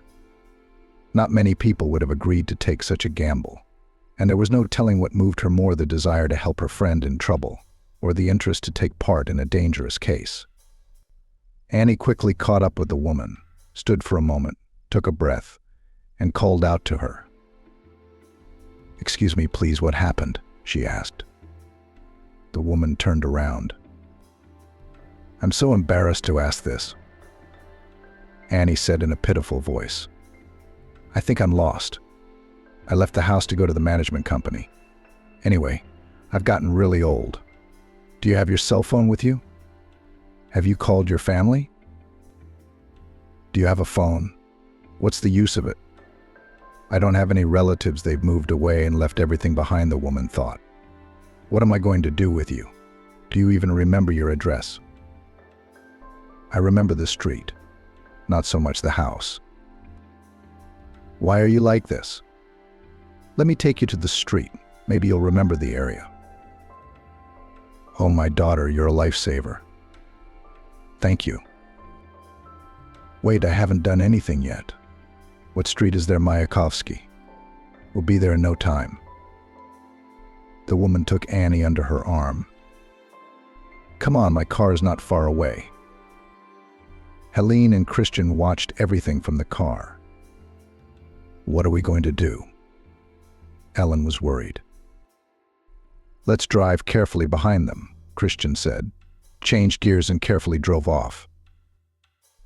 The woman put Annie in the car, got behind the wheel and drove toward Mayakovsky Street, where Ellen's mother-in-law and her friend lived. Do you think she took the bait? Christian asked. I think so, Helene replied. Christian kept his distance, following the con artist's car. This lady didn't look like she had much heart. She wouldn't just help out like that. She smells a profit, Helene said. The phone was silent for 10 minutes. Helene and Christian even began to worry a little. Maybe the connection was broken, Helene suggested. But driving into Mayakovsky Street, a woman asked Annie. Well, do you recognize it? I recognize the neighborhood, my daughter, I do. Let me walk further on my own, answered Annie. No, let me take you to the entrance, the woman insisted. Annie began to explain to the woman how to get to her house. A couple minutes later, the car was there. Ellen and Christian parked in a neighboring yard. I'm not going to let you go so easily now, Annie said thoughtfully. Come in and I'll make you some tea. I'd love that, said the woman, obviously realizing that she had found her latest victim in this city. They walked slowly up to the apartment. Annie pretended to be a frail old woman, so she tried to move as slowly as possible. In the apartment, she sat the woman on a chair, moved the phone from her jacket into her pants pocket so that Ellen and Christian could hear everything, and went into the kitchen to make tea. "So what you said, no one from your relatives is looking after you?" the woman asked. "They've all gone away. They don't care about me." Annie was making up a story as she went along. "I never asked for anything. I always did everything myself, to the store, to the clinic, and to get money. But in recent months, something completely bad has become. Many people sometimes refuse. Now I've got a headache." "What's your name, my daughter?" "Isabel?" Annie asked. "I think you are very lucky to have met me today," the woman replied. "Yes, you've been a great help to me. I don't know how to thank you. And that's not the only reason. Now you're going to want to thank me even more," Isabel said. Annie gave a puzzled look on her face. The con artist continued. "The thing is that I work in a social organization. We are engaged in helping lonely old people, providing them with a dignified old age." "What a good girl you are. How do you do it?" Annie asked. "It's simple. We offer you a place in a wonderful boarding house on the banks of the river overlooking the forest. Good repairs, caring staff, and most importantly, you will not have to make any monthly payments. You will have a personal nurse, constant assistance, checkups in general, everything you want." "You say that so beautifully, but I don't have any savings. Everything goes on medication," Annie sighed. "You won't have to pay anything, I'm telling you. But you will benefit from it, won't you?" "I'll tell you straight, of course there will be benefits. First of all, such organizations are helped by the state. There are some benefits for charitable activities. And secondly, tell me, what do you plan to do with your apartment?" "I don't plan to do anything. I'll wait until I die. It'll go to one of my children and grandchildren." "Any of the same kids who left you here? It's one thing for them not to visit you or help you." "Come on, they're still kids. That's the way it is. Old people die, leave their possessions to their children. Whatever they are," said Annie. "I've been thinking about selling this place myself for a while now. Why would an old woman need so many rooms? But I was afraid to deal with those realtors." "If you do the paperwork yourself," Annie said thoughtfully. "Of course we will. And I'll be honest with you, that's where our second profit will be. A few percent of the sale we will send to the accounts of our social organization. That money will go exclusively to help similarly lonely old people," said Isabel. "Well, at the end of your life, you can do a good deed." "Come on, what end?" "Think of it as the beginning," Isabel smiled. "Did I manage to please you, my child?" "And what do I have to do?" "Sign some papers." "Come to your place?" Annie asked.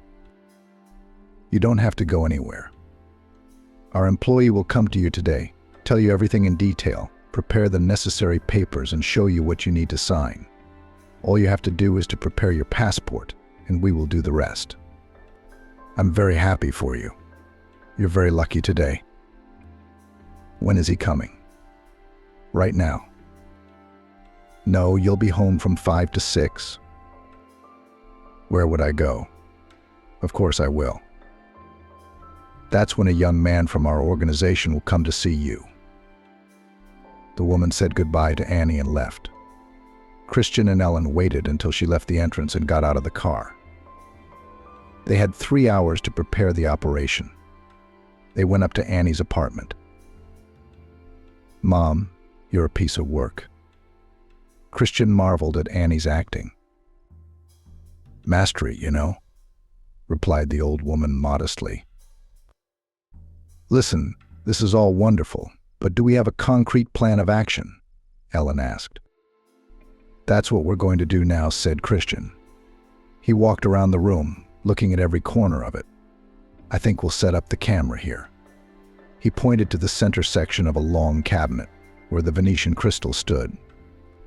"I've got a white phone case right here. I don't think it will be visible. Then we'll need to move the chair a little. And the other one too." Christian moved the chair half sideways with a slight movement. Then he walked over to a small black table and placed it exactly centered between the chairs. Now the table and chairs will be visible on the camera, Christian said. Mom, he said to Annie, will have to make sure that all paperwork is done at this table. And in general, try not to leave the camera's field of view. I understand, Annie nodded.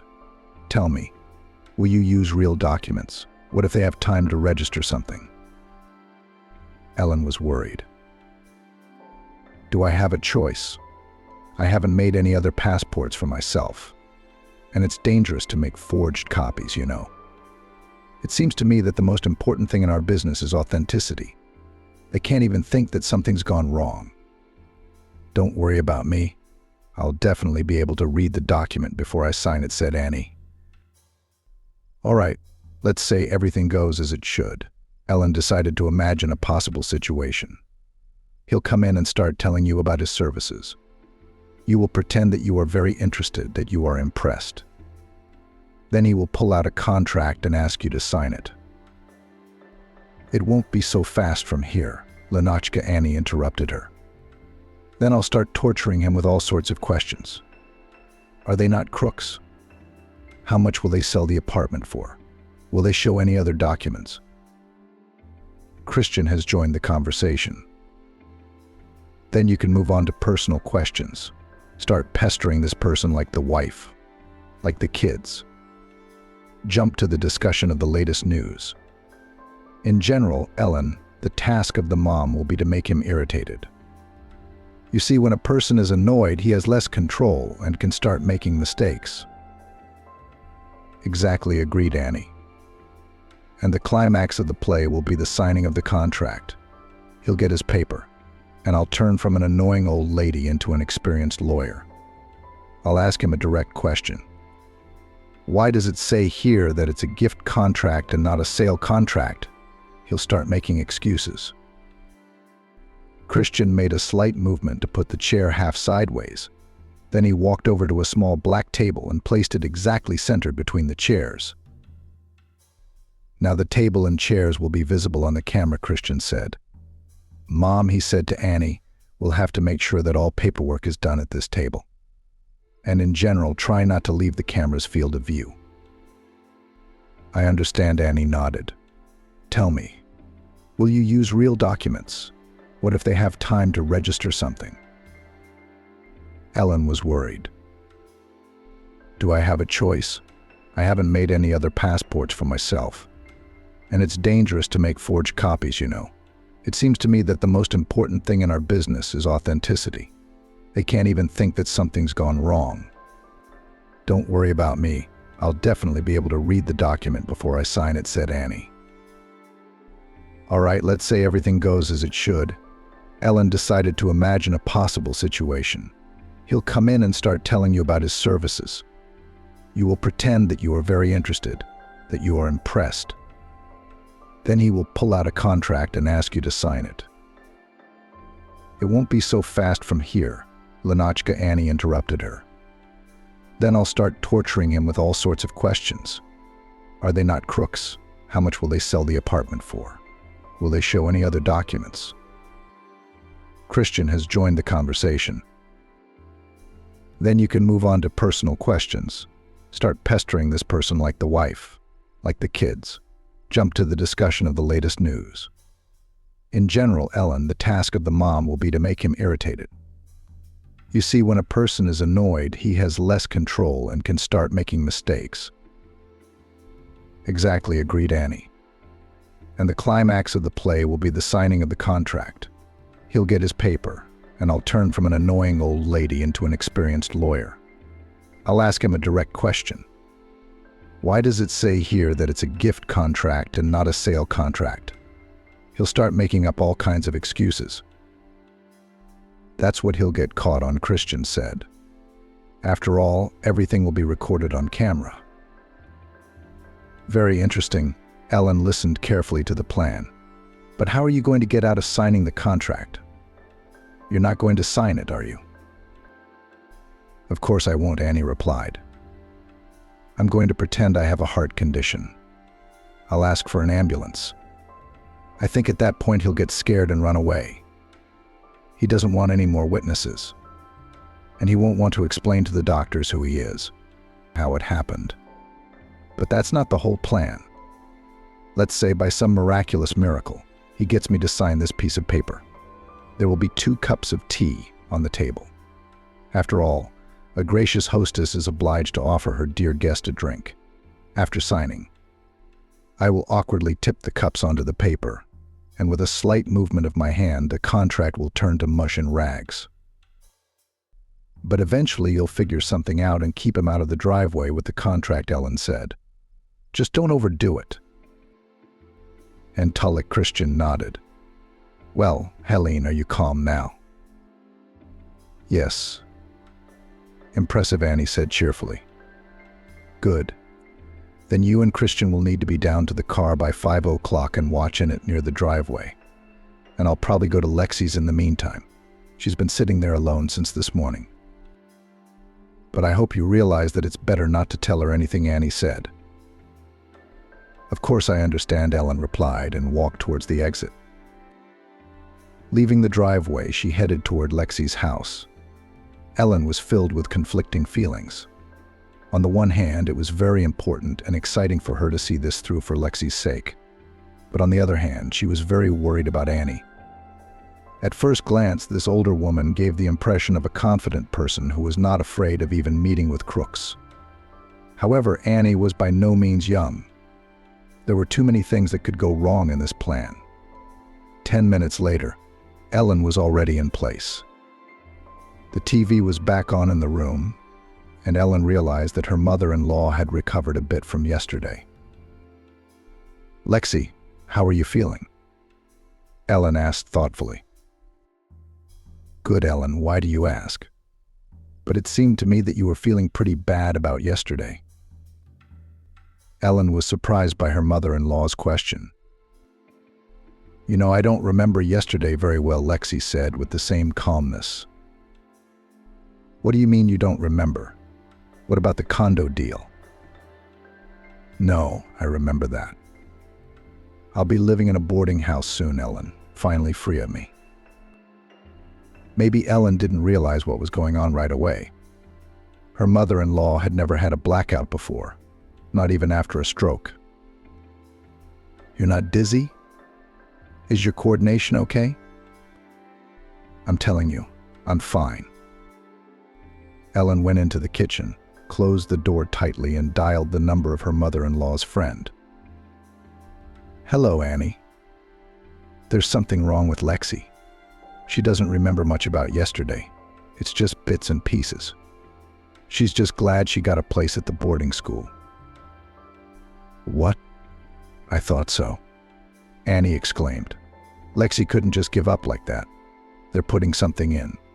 But it's all the more interesting. How is she feeling overall? She seems fine otherwise. Well, that means I won't die. Don't worry, Ellen, it'll work out. Annie hung up. Ellen became even more worried. Now, the danger to the elderly woman's health was not a perceived danger, but more than real. Ellen could not leave this situation so easily, and, after a little thought, dialed the number of Investigator Swan. Comrade Captain, hello. It's Ellen. We met this morning. Yes, you remembered something. The captain recognized Ellen immediately. No, there's a detail that's come up. Basically, my mother-in-law has been having memory lapses. I've never seen her do that before. I think she was drugged last night. Okay, this is interesting. Send her to the clinic for a blood test. I'll make arrangements to get it done quickly. But that's not all. The thing is, my mother-in-law's friend Annie and I have decided to, how shall I put it, increase the evidence base. And today the same organization is coming to her to sign a contract, and the whole process will be captured on camera. Of course, this woman will not sign any contracts. Are you out of your mind? Swan interrupted Ellen.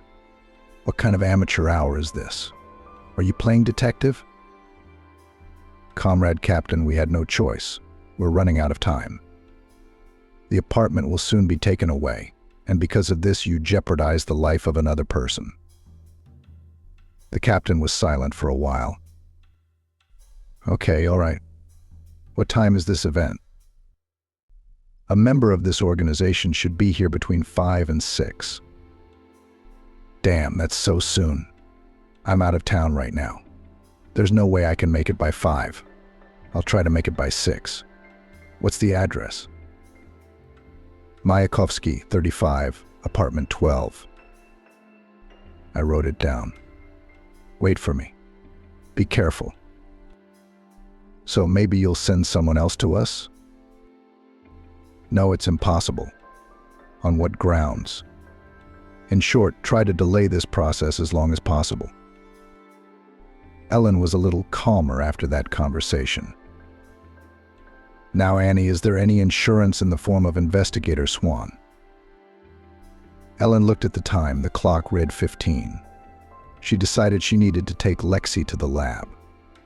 If the test results showed that there were some substances in her blood, it would be an ironclad reason for the police to intervene. Without thinking, Ellen hailed a cab and entered the room. Lexi. Remember, the district doctor once told about a special blood test for complex diagnosis of anemia? Ellen decided to latch on to the recent words of the medic who came to her mother-in-law's house. Of course, I remember. It still costs some huge money. I hope you're not going to suggest I get it done?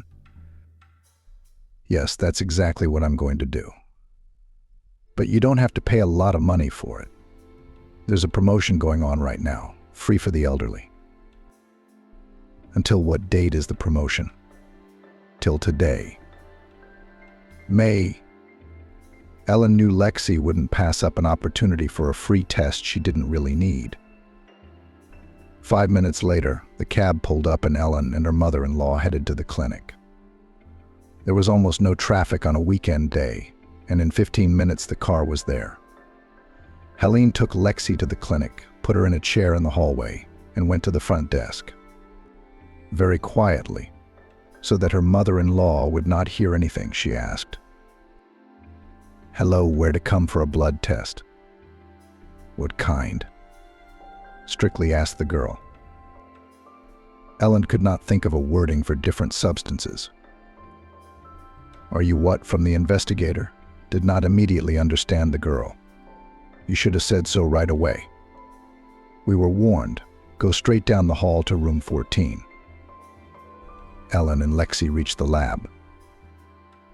"Hey, why isn't there a line for this attraction?" Unprecedented generosity, wondered the mother-in-law. It's Saturday, the last day, and the elderly do not work, so they all went and did it on weekdays. Ellen found this excuse convincing. Luckily for her, the healthcare worker who took the test was silent, and Lexi, surprisingly, didn't ask any unnecessary questions. After a quick analysis, they went out into the hallway to wait for the results. Literally 10 minutes later, the health worker came out and silently held out a piece of paper to Ellen. "But what is it?" Lexi asked. "I can't see anything without my glasses." Ellen ran her eyes over the incomprehensible numbers. Everything seemed to be normal. Finally, she reached the last line, where it said in bold letters, "Not found." "Yes, everything's perfectly normal," Ellen said. "Come on, I'll call a cab." Ellen didn't know whether to be happy or not. It seemed that now there was no need to worry about her mother-in-law's health or Annie's. But now it was unclear what to pin on these con artists. What to show Investigator Swan. Everything depended on today's operation, which was less than an hour and a half away. The cab made it to Lexi's house just as quickly. Ellen took her mother-in-law to the apartment. "I'm going to call Annie and brag," Lexi said proudly as she walked into the room. "Maybe you shouldn't." Ellen hadn't had time to warn Annie about the examination, and calling her mother-in-law might cause some misunderstanding. She just wouldn't be able to make it, since today was the last day. Yeah, you're right, you should have called sooner. Why do they give such late notice of their events? Ellen didn't answer that question, but only warned Lexi that she would have to go out again tonight. Where do you go so often? I always stayed at home on weekends, and you run here and there? Her mother-in-law asked incredulously. Yes, I just have a friend came from New York. We studied together at the Institute, so I show her our city. Yes, she will be very interested in our city after New York, Lexi commented wryly. Well, go on, don't worry about me, I'll make my own dinner. Ellen was glad her mother-in-law was in a good mood. After waiting another half hour, she packed up and headed to Annie's house. She and Christian had agreed to meet a little before 5. When she reached the house, Ellen saw that Christian was already sitting in the car. He looked very tense. His mother was about to let the crooks into the apartment. Ellen opened the car door and got into the front seat. What's up? How's Lexi doing? My mom told me you called her, Christian asked excitedly. She's fine. I took her to forensics. They didn't find anything. Christian breathed a sigh of relief. They sat in silence for a couple of minutes before Helene decided to alert her lawyer. I called the investigator after all. He said he could probably make it by 6. What? But I asked you, Ellen, would it interfere with the whole operation? What was I supposed to do? Was Lexi's life in danger? I had to call to arrange the forensics. I didn't know they wouldn't find anything. I warned Annie, too, Ellen said. Okay, maybe you're right. Christian thought about it. It was already 5 o'clock in the evening. Ellen looked at her cell phone, which was attached to the front of the car. There was a panorama of Annie's living room. The woman was sitting quietly in a chair reading a newspaper. Christian watched the entrance to the driveway carefully. 10 minutes had passed, but no one from the social organization seemed to have gone in there. After waiting another 5 minutes, Ellen decided to break the tense silence. Christian, tell me, I don't know why I even wanted to ask this question. I guess it's important to me. Did you know my husband, Emmett? Ellen wanted to break the awkward pause and could think of nothing better than to talk to Christian about her husband who had passed away a year ago. She knew almost nothing about his friends. She had only seen some of his colleagues at work, and that was it. Of course, we were friends when we were kids. Our parents lived next door to us. Yeah, and my mom still lived next door to each other. And then what happened? Why did you stop hanging out? We grew up, we all became so important, so serious. Everyone's busy with business, families. There was no time for friendship. Well, I guess that's what happens to a lot of people. Then I went to work in Los Angeles, and I only came back here once in a while. I didn't have much contact with anyone here except my mom. It took me a while to find out that Emmett was gone. My mom called only 2 days later, so I didn't even have time to fly to the funeral. How long will you be here now? Ellen asked. No, the law firm where I worked there went bankrupt, and I decided to come back here. I've been in private practice here for 6 months now. I thought LA would be boring, but as you can see, Christian grinned. I'm not bored. It just pays less, but it's cheaper to live here, of course. Yes, we're a lot of fun, Ellen said. My mother used to tell me about you sometimes, by the way. What do you say about me? Christian asked interestedly. Helene was also interested. Yes, she did. The amazing thing is that the daughter-in-law not only did not abandon her mother-in-law, but also began to live and take care of her. Especially since I remember Lexi's bossy personality from childhood. No way. She's all alone. I couldn't do anything else. You're right about the temper, of course. It can be tough. But she's done so much for me and Emmett in her time. I'll be grateful to her for the rest of my life. So I try to ignore her barbs and just do my duty. You have a heart of gold? I can't imagine my ex-wife helping my mom if something happened to me. You know, when Emmett was alive, I couldn't imagine living with Lexi either. Ellen smiled. But as you can see, it's okay. It's tolerable. So you shouldn't be talking about your ex-wife. No, it was clear from the beginning. Christian smiled too. He wanted to continue, but he thought it would be inappropriate to discuss his ex-wife with Helene.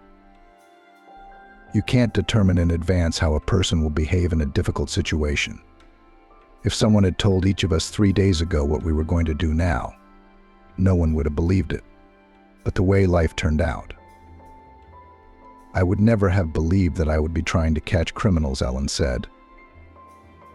Neither would I. We lawyers tend to be a little on the other side. We're not supposed to catch criminals. We're supposed to defend those suspected of crime. The one person I would certainly never doubt is Annie. She'll come to the aid of anyone, anytime. Yeah, Mom's doing great. She's hanging in there. I'm worried about her youthful enthusiasm, of course. But that's what she lives for.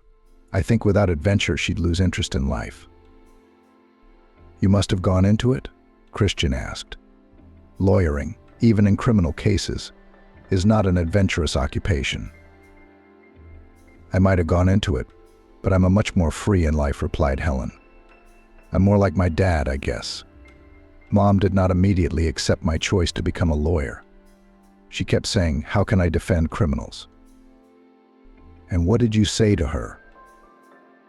I said what any professional lawyer would say. We're not defending criminals, we're defending justice. A man can be wrongly accused of something he didn't do. That's where we come in. But very often criminals are arrested at the scene of the crime. Do you still fight for these cases? For example, would you defend the people in this office who took Lexi's apartment? You're asking very difficult questions, Ellen. Christian replied. I apologize if I said something I shouldn't have. No, it's okay. That's exactly the question I can't answer. Of course I won't defend these scoundrels. The thing is, I have a personal interest here.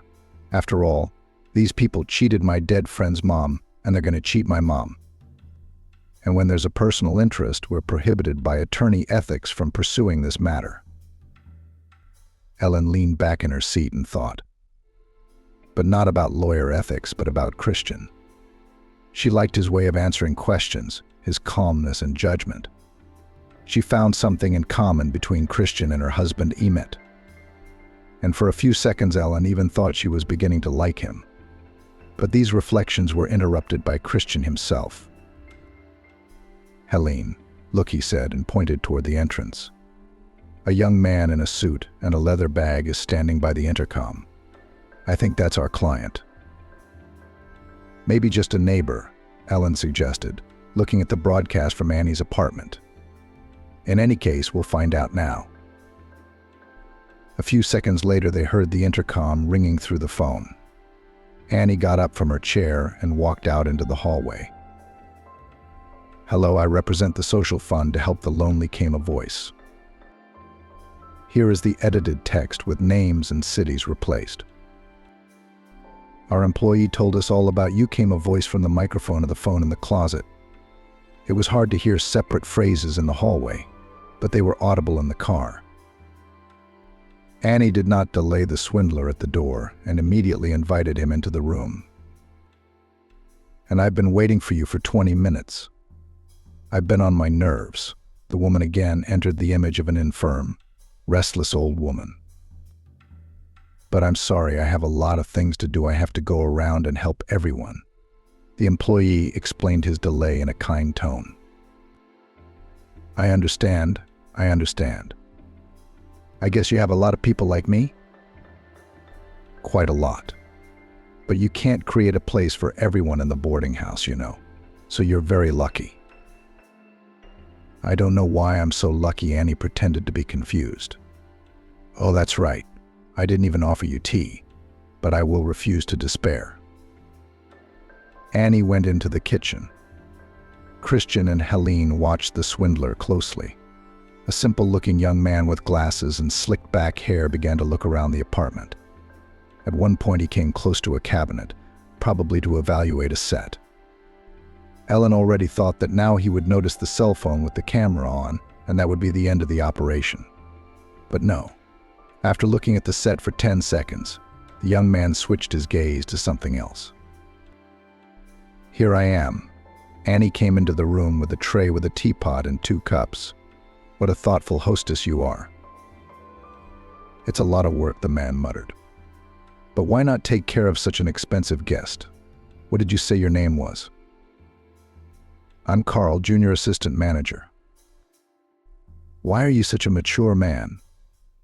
Just a junior assistant. Annie began to implement her plan to psychologically pressure the con artist. Why not? I'm still a young man. Is that what you think? Youth is a moment, you know. Before you know it, you're old. So you have to work harder. That's what I'm doing. The con man's tone became less kind. Let's get down to business. I need your passport. Here I've prepared everything as you asked. Annie pointed to the table where the passport was lying.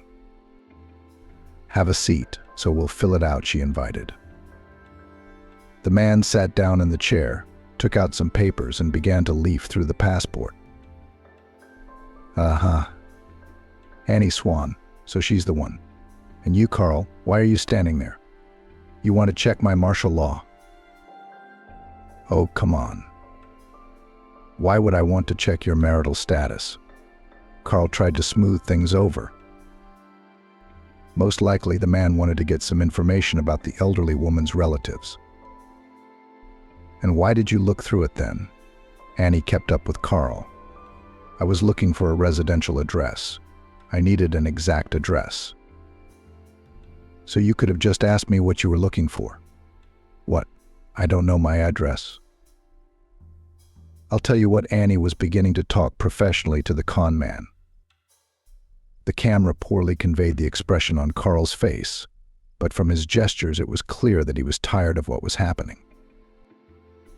Annie, I'm begging you, don't give me a hard time.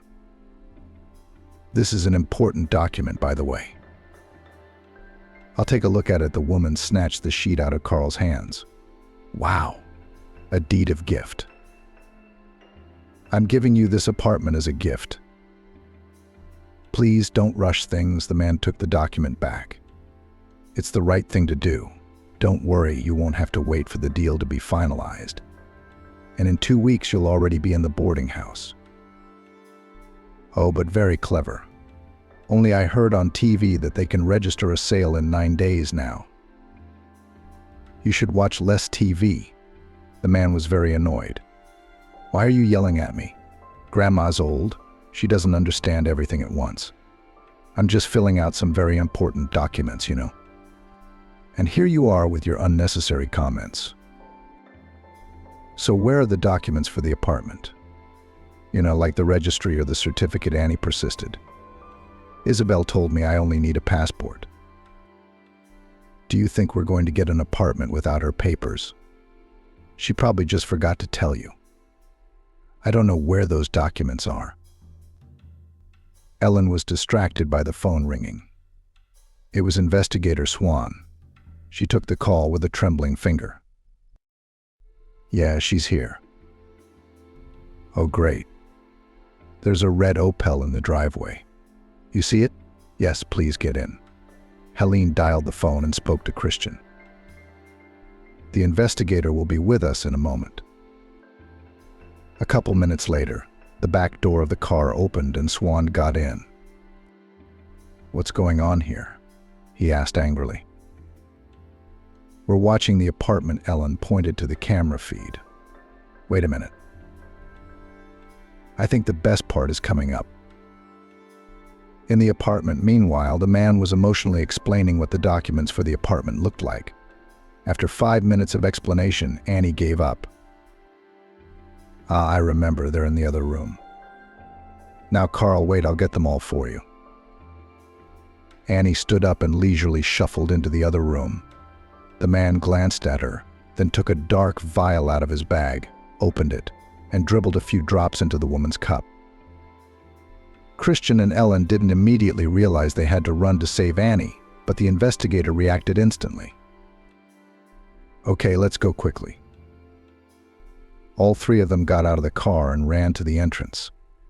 Christian opened the front door with his key, and then the apartment. Everybody stay where you are and nobody move, Swan shouted, and with a deft move he knocked the con artist to the ground. All right, don't touch the cup or the vial with your hands. We're going to get some experts down here to look into this. The investigator handcuffed Carl and reported the incident by phone to the department. Mom, did you drink tea from this cup? Christian asked worriedly. No, of course not. I knew right away that the bastard wanted to take advantage of my absence. So it was a setup, whispered the man lying on the floor. It's all right, you can't prove anything. Of course we won't. Christian took the phone out of the set and stopped the recording. Yes, we can. Comrade investigator, please include the recording from this phone in the case file. Swan took the phone. 10 minutes later, a task force was already on the scene. The swindlers were taken to the department. The expert put the cup and the vial back in his briefcase.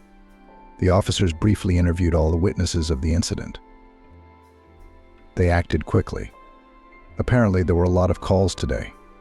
After the team left, investigator Swan decided to stay in the apartment and interview everyone in detail himself. Annie and Ellen sat in the chairs. Christian had brought chairs from the kitchen for himself and the investigator, but Swan wouldn't sit down. First he watched the camera footage in snippets. Then he went to the window, thought, and turned to those seated. What is it, citizens, detectives? Let me ask you a few questions. The investigator looked each one over carefully and stopped on Christian. Was your idea with the telephone? Yes, Christian answered and lowered his eyes. He probably thought that the investigator would start lecturing him about the illegality of secret surveillance. Original. Swan complimented Christian. For the first time in my career, I'm proud of the bar. They can't get away with that kind of evidence.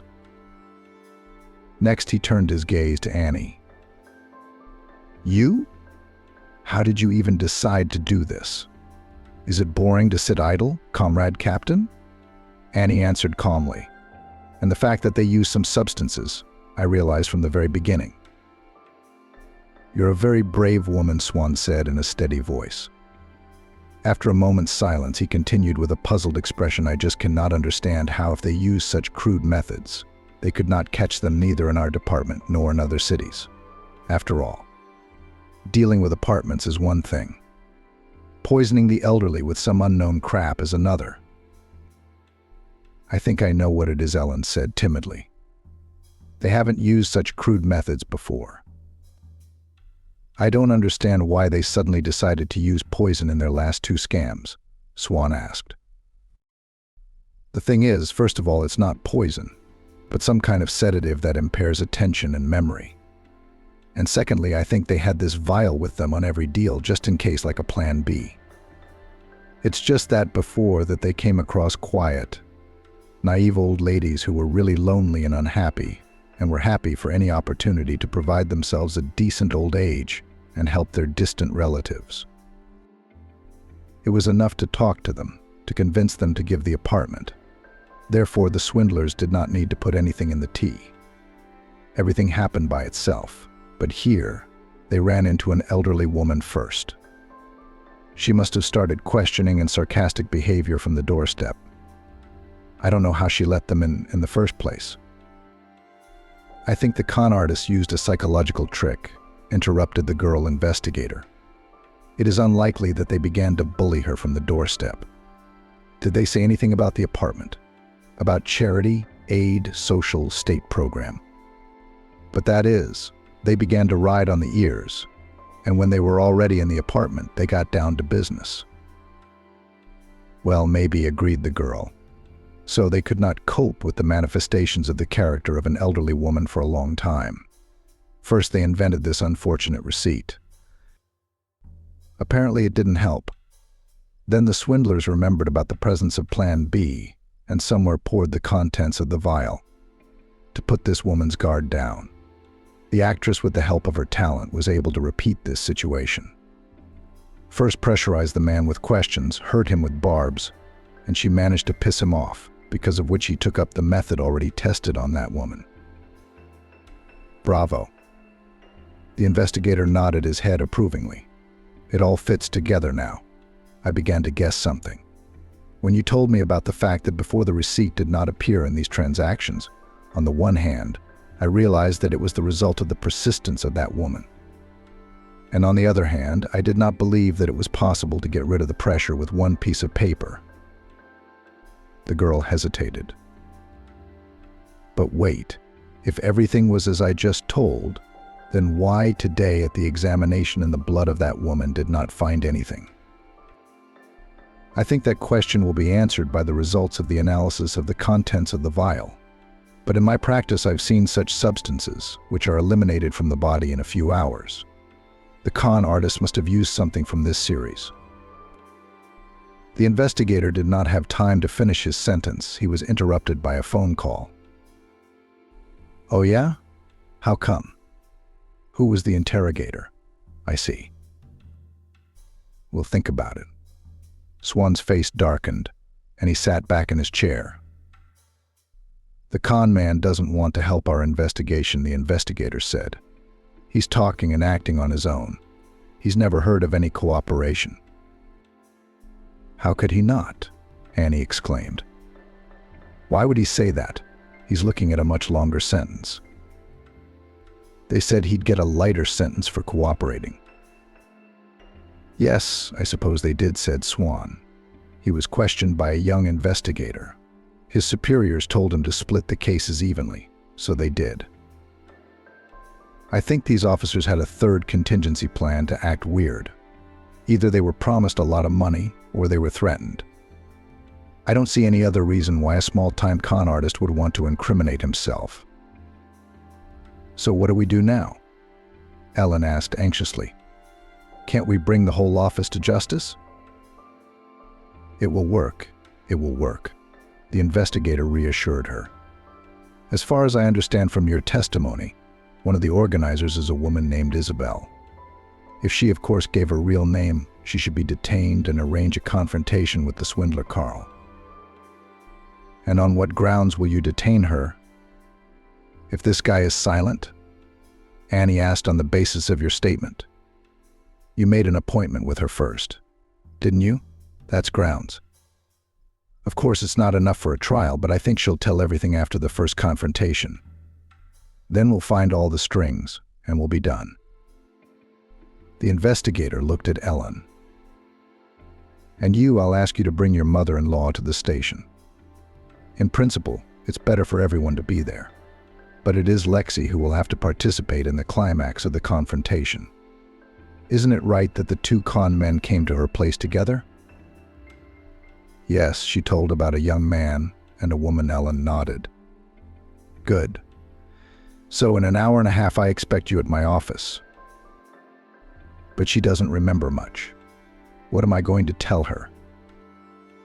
The main thing she remembers is that it was just the two of them. The details don't matter. Suddenly the investigator's phone rang again. He listened silently, said thank you, and hung up. Well, as I thought, the tea was laced with a sedative, which is quickly eliminated from the body. It's harmless in most cases, the investigator said. He remembered where the phone call had interrupted him. What should I tell my mother-in-law? But think of something. You have a good imagination. All right, time to go to work. We have to find this woman first. The investigator left. Ellen went to Lexi's mother-in-law's house. She had a rough idea of what she was going to say to the old woman. Don't worry, I have some bad news for you, Ellen began. The thing is that yesterday some con artists came to your apartment, but they were caught, so your apartment is not in any danger. What are you talking about? How awful. I let those people into my house. Lexi was upset. There's no need to feel bad about it. You're the reason they were apprehended. Here are partially not lying. There's no telling how many more elderly, lonely people these crooks would have managed to scam if they hadn't run into you. So what do we do now? Nothing. Everything will stay the same. Except you're going to have to go to the police for a lineup. Lexi was worried at first, but then she calmed down a little. An hour later, Ellen was about to call a cab, but she got a call from Swan. Ellen, the confrontation is canceled today. We haven't been able to find the organizers yet. The office is empty, cleaned out to the last piece of paper, so it's going to have to wait. Ellen warned Lexi not to go anywhere today. Ellen began to worry again. What if the crooks managed to get away? Would the court void the deal? The situation was escalating. First, the employee refused to testify. Now Isabel had run away. Ellen could only hope for the professionalism of law enforcement. The next day, Ellen woke up to a call from the investigator. Everything's fine. She's in custody. She got a bolo on her way out of town. Good thing you got her license plate number. And that she's already been questioned? Yeah, she doesn't know or remember anything either. She refuses to testify. So take your mother-in-law and come down to the station right now. 20 minutes later, Ellen and Lexi were sitting outside the coroner's office. The confrontation had already begun, and they could hear snippets of it in the hallway. So you're saying you don't know this man? The investigator asked questions loudly. And you say that you see this woman for the first time? The con artist refused to answer. Swan tried for another 5 minutes to crack the suspects, but to no avail. Then he went out into the hallway and called Lexi into his office. Citizen Kalin, please tell me, do you recognize these men? Asked the investigator. Yes, of course, Lexi answered. They came to see me 2 days ago, promising me a good old age. Carl and Isabel's faces changed immediately. It was obvious that they realized the failure of all their plans. Thank you, Swan said. Sign here, please. The investigator handed the paper and pen to the older woman. Everyone, please wait, he asked. In the hallway, a pale Lexi. Once again, they sat down in the chairs outside Swan's office. For the first time in the last couple days, Ellen could breathe a sigh of relief. It was finally over. A few minutes later, 2 police officers entered the office and led the criminals out. Ellen, come in. Swan's voice was heard. Ellen entered the office. Lexi remained sitting in the hallway. What's up? Ellen asked anxiously. Did we crack? Yes, great, replied the investigator cheerfully. But I didn't understand why they went to Lexi's place together. They always went everywhere together, Swan explained. The young man did all the dirty work. The woman was just scamming old people for money. They were about to call it quits, probably to another town. But your Annie got in hand, and Isabel quickly sent Carl to register her, while she covered her tracks. They caught the con man. Isabel thought she was lucky it wasn't the 2 of them. But it wasn't to be. What scoundrels they were. Ellen was outraged. Yeah, but thanks to you and Lexi, we were able to catch them, Swan summarized. With this evidence, they'll be gone for at least 10 years. Well, thank you notes for you, your mother-in-law, and your fellow lawyers, Swan said. I'll do the paperwork. What about Annie? I think we should do something separate for Annie, Ellen replied. I'll write a report to my superiors about giving her an award and a bonus. After all, she was risking her health. Who knew what was in that vial? So we'll give her the highest honor. Ellen said goodbye to the investigator and walked out into the hallway with Lexi. They went home. The worst was over. As it turned out, all these adventures had a positive effect on Ellen's future relationship with her mother-in-law. Lexi practically stopped pressuring her daughter-in-law and began to communicate with her simply as a good friend.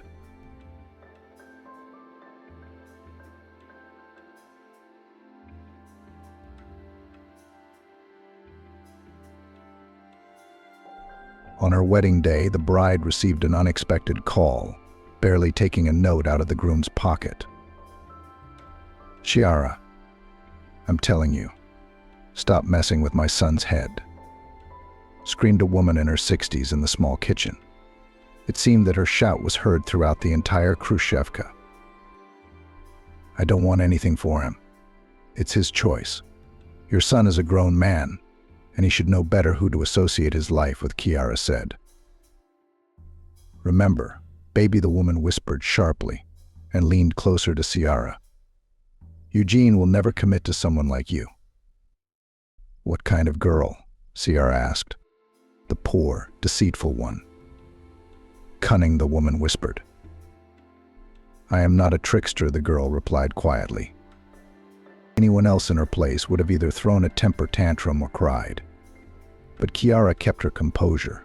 She was ready for this conversation. For months now she had been harassed by her mother-in-law Amélie, an overbearing lady who loved her son Eugene very much. Eugene, a modest young man of 28, had chosen a poor girl from the suburbs as his bride. Chiara did not notify her mother.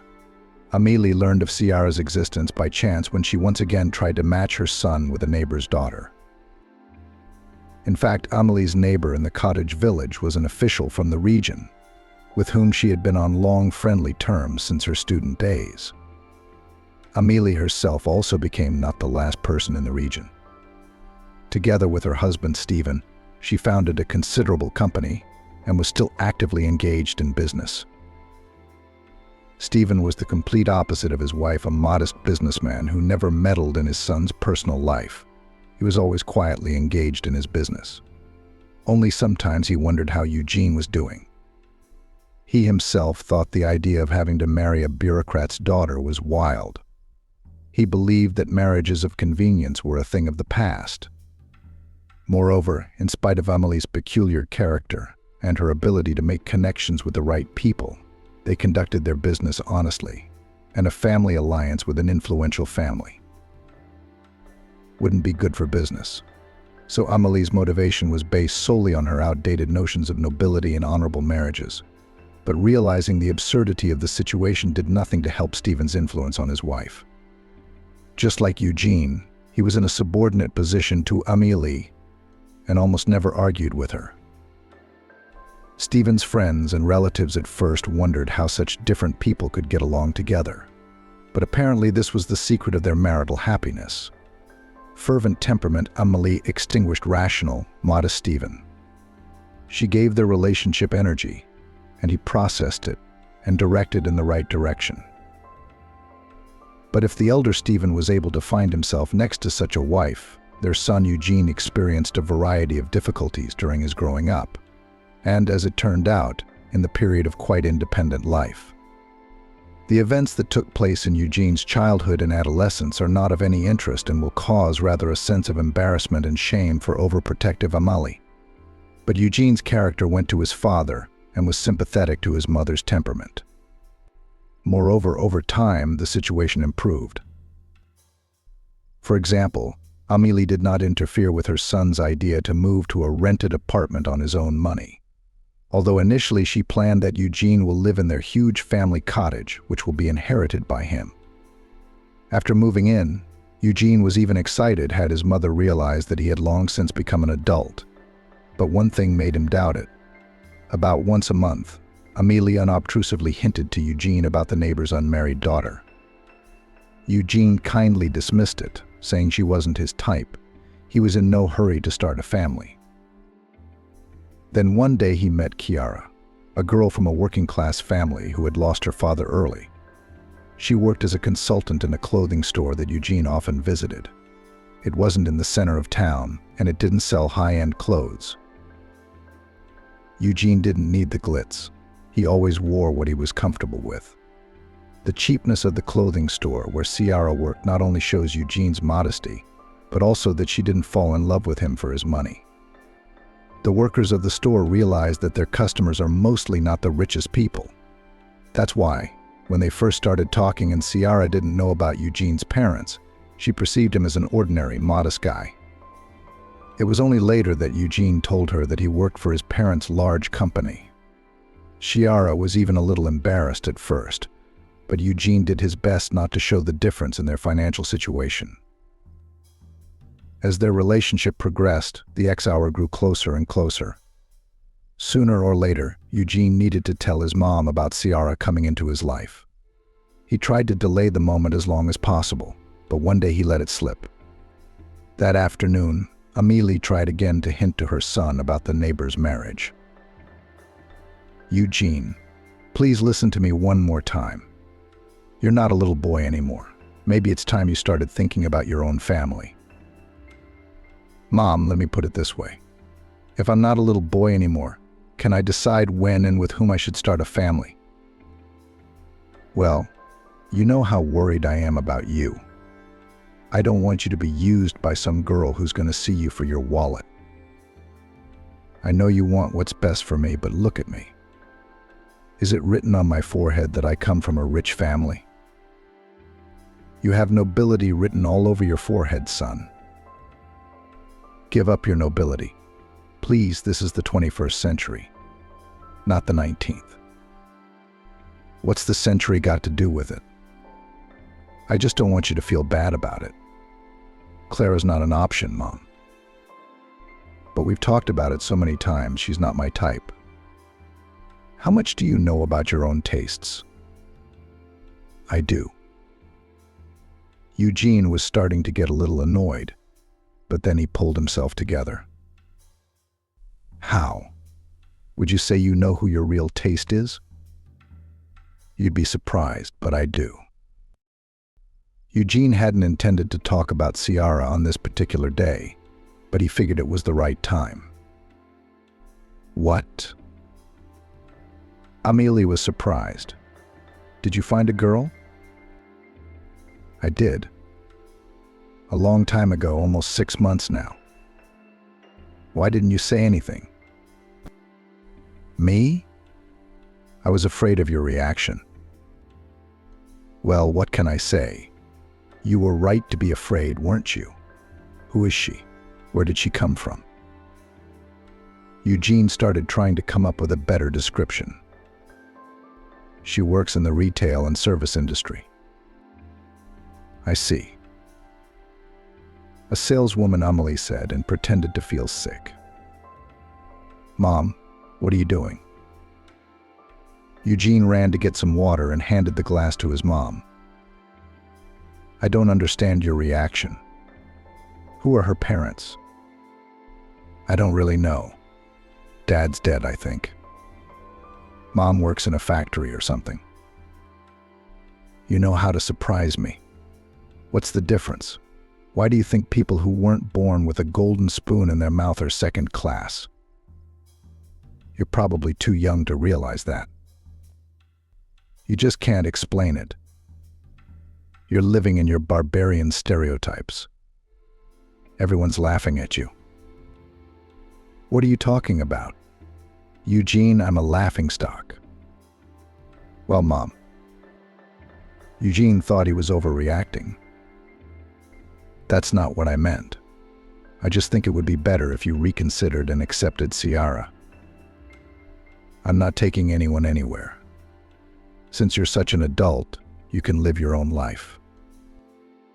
"Don't you even want to meet her?"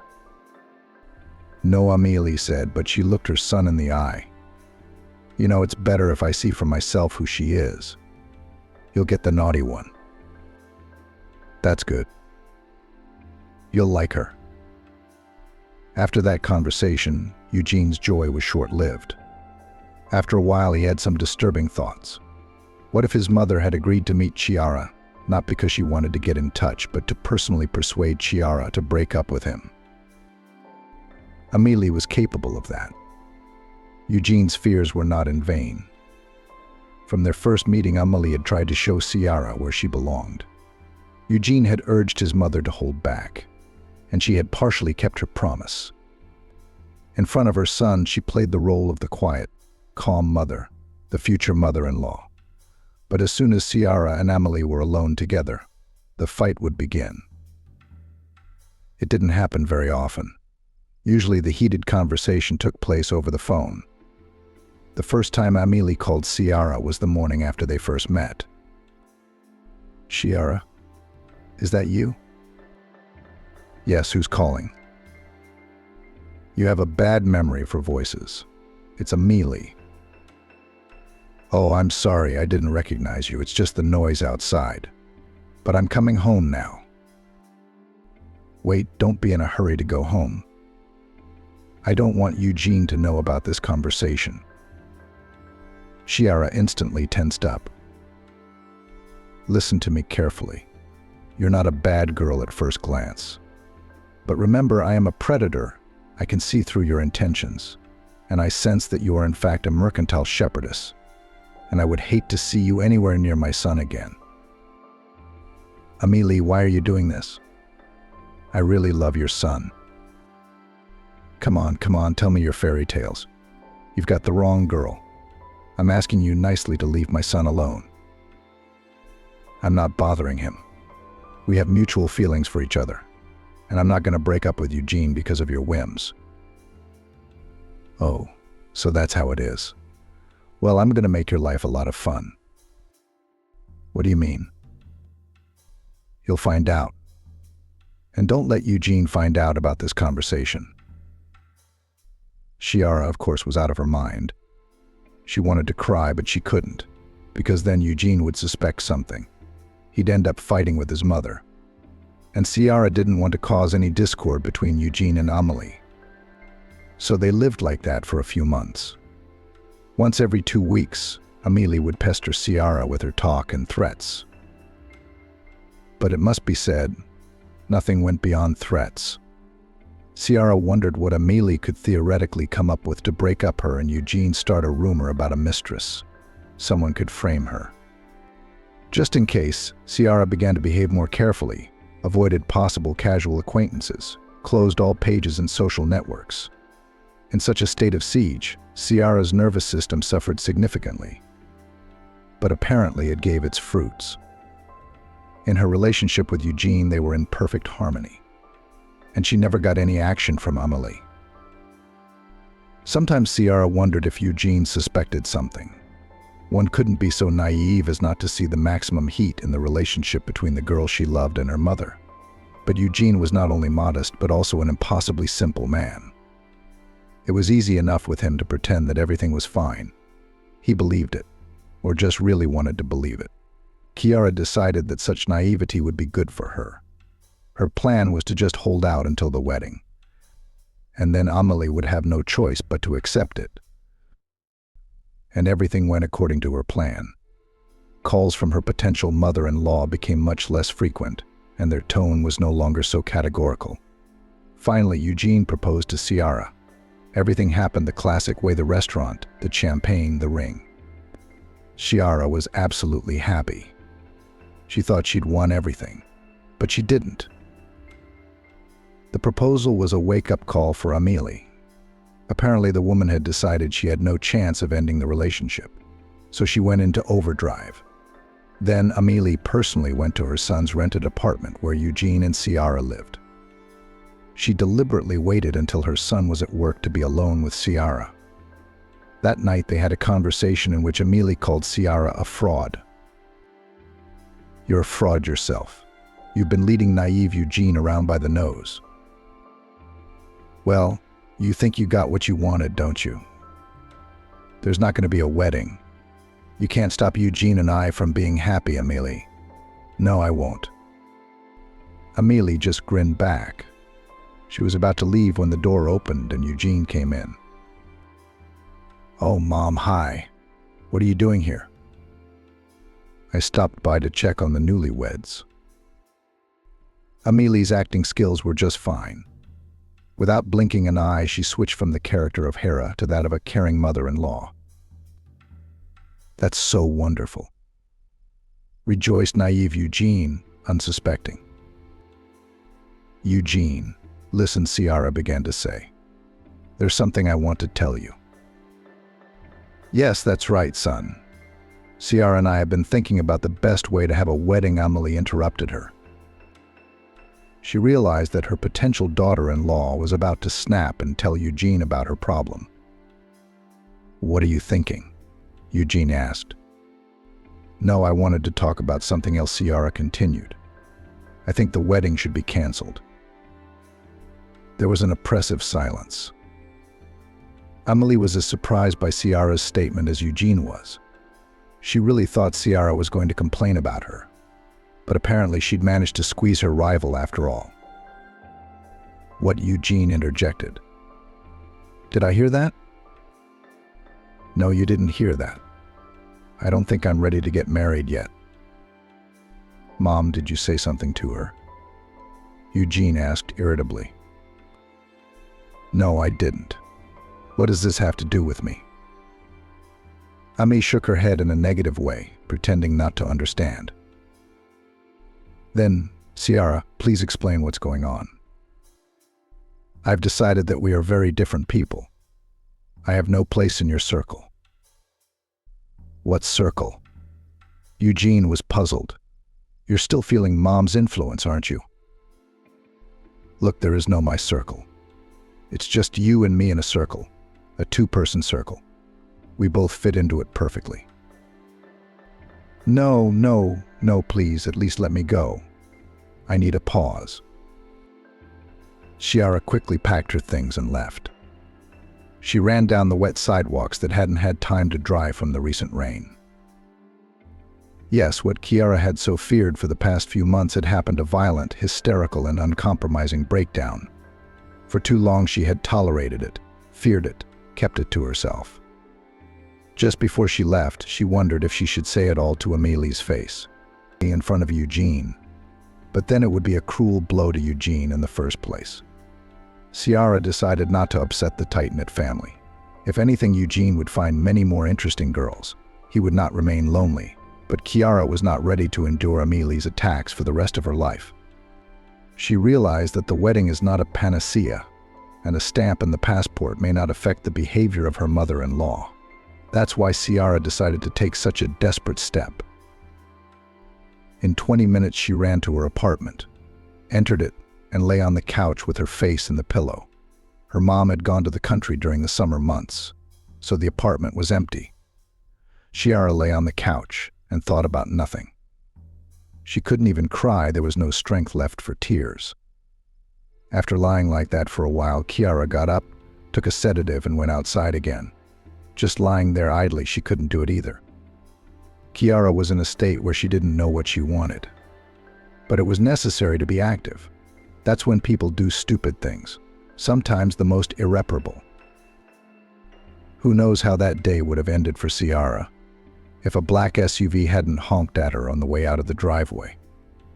She turned around, looked at the driver, then at the license plates, and sighed in relief. It was Eugene's father, Stephen's car. Ciara took her time getting into the front seat. "Hello, Stephen," she said quietly. Ciara had only seen Eugene's father twice in her life. He had never visited them himself, and when Eugene invited Ciara to their family cottage, Stephen was usually working. "But hello, Ciara," he said and drove forward. "Where are we going?" "To your place," Ciara asked fearfully. "No, you what?" "I'm not sending you there. We're going to a nice place. I think we have a lot to talk about." "Okay." Ciara thought it was Eugene who had asked her father to talk to her and bring her back to him. At first she had feared that Stephen would think of nothing better to do than just take her back to the house where the scandals with Amelie would begin again. But as it turned out, Eugene's dad decided to do something more subtle. He took her to a small cafe called Lavender in the center of town. Ciara and Stephen chose a table and ordered. "I love this place," Stephen began to talk while waiting for their order. "Not Amelie's style at all. We usually prefer other places, but you know what I mean? I come here when I want to be alone or to talk to someone about personal matters. The atmosphere is good, not flashy." "Yes, it's very cozy here," Ciara answered and stared. "You probably think it was Eugene who asked me to talk to you, don't you?" No, it's my own improvisation. Stephen cut to the chase. I called Amelia about an hour ago on a work-related matter, and she told me about your escape, and I realized I couldn't stay in the shadows any longer. You see, I've always thought that grown-ups can sort out their own relationships. You think so too, don't you? I do, Ciara said. Yes, that's right. Stephen didn't let Ciara finish. But when another powerful person interferes in an adult relationship and, moreover, destroys it, a third person is needed to balance the situation. So I thought I'd be that third person for a while. Thank you. There's nothing to thank me for. I really want you to go back to Eugene. Is that what you want? I don't want Eugene's relationship with his mom to go south. It's not that important right now. Amelia sighed. Would you be willing to go back to Eugene? Of course I would. That's a good answer. Now let's think about what's stopping you from doing that. More precisely, who's stopping you from doing it? Stephen asked. Of course you hate to hear Amelie say anything she tells you. I understand that perfectly well. But understand, take a detached view of her.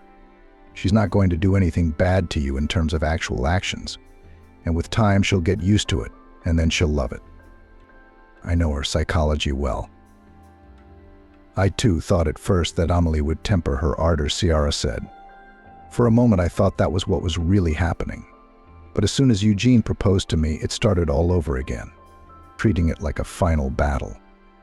She decided to concentrate all her resources and pour the maximum out on me.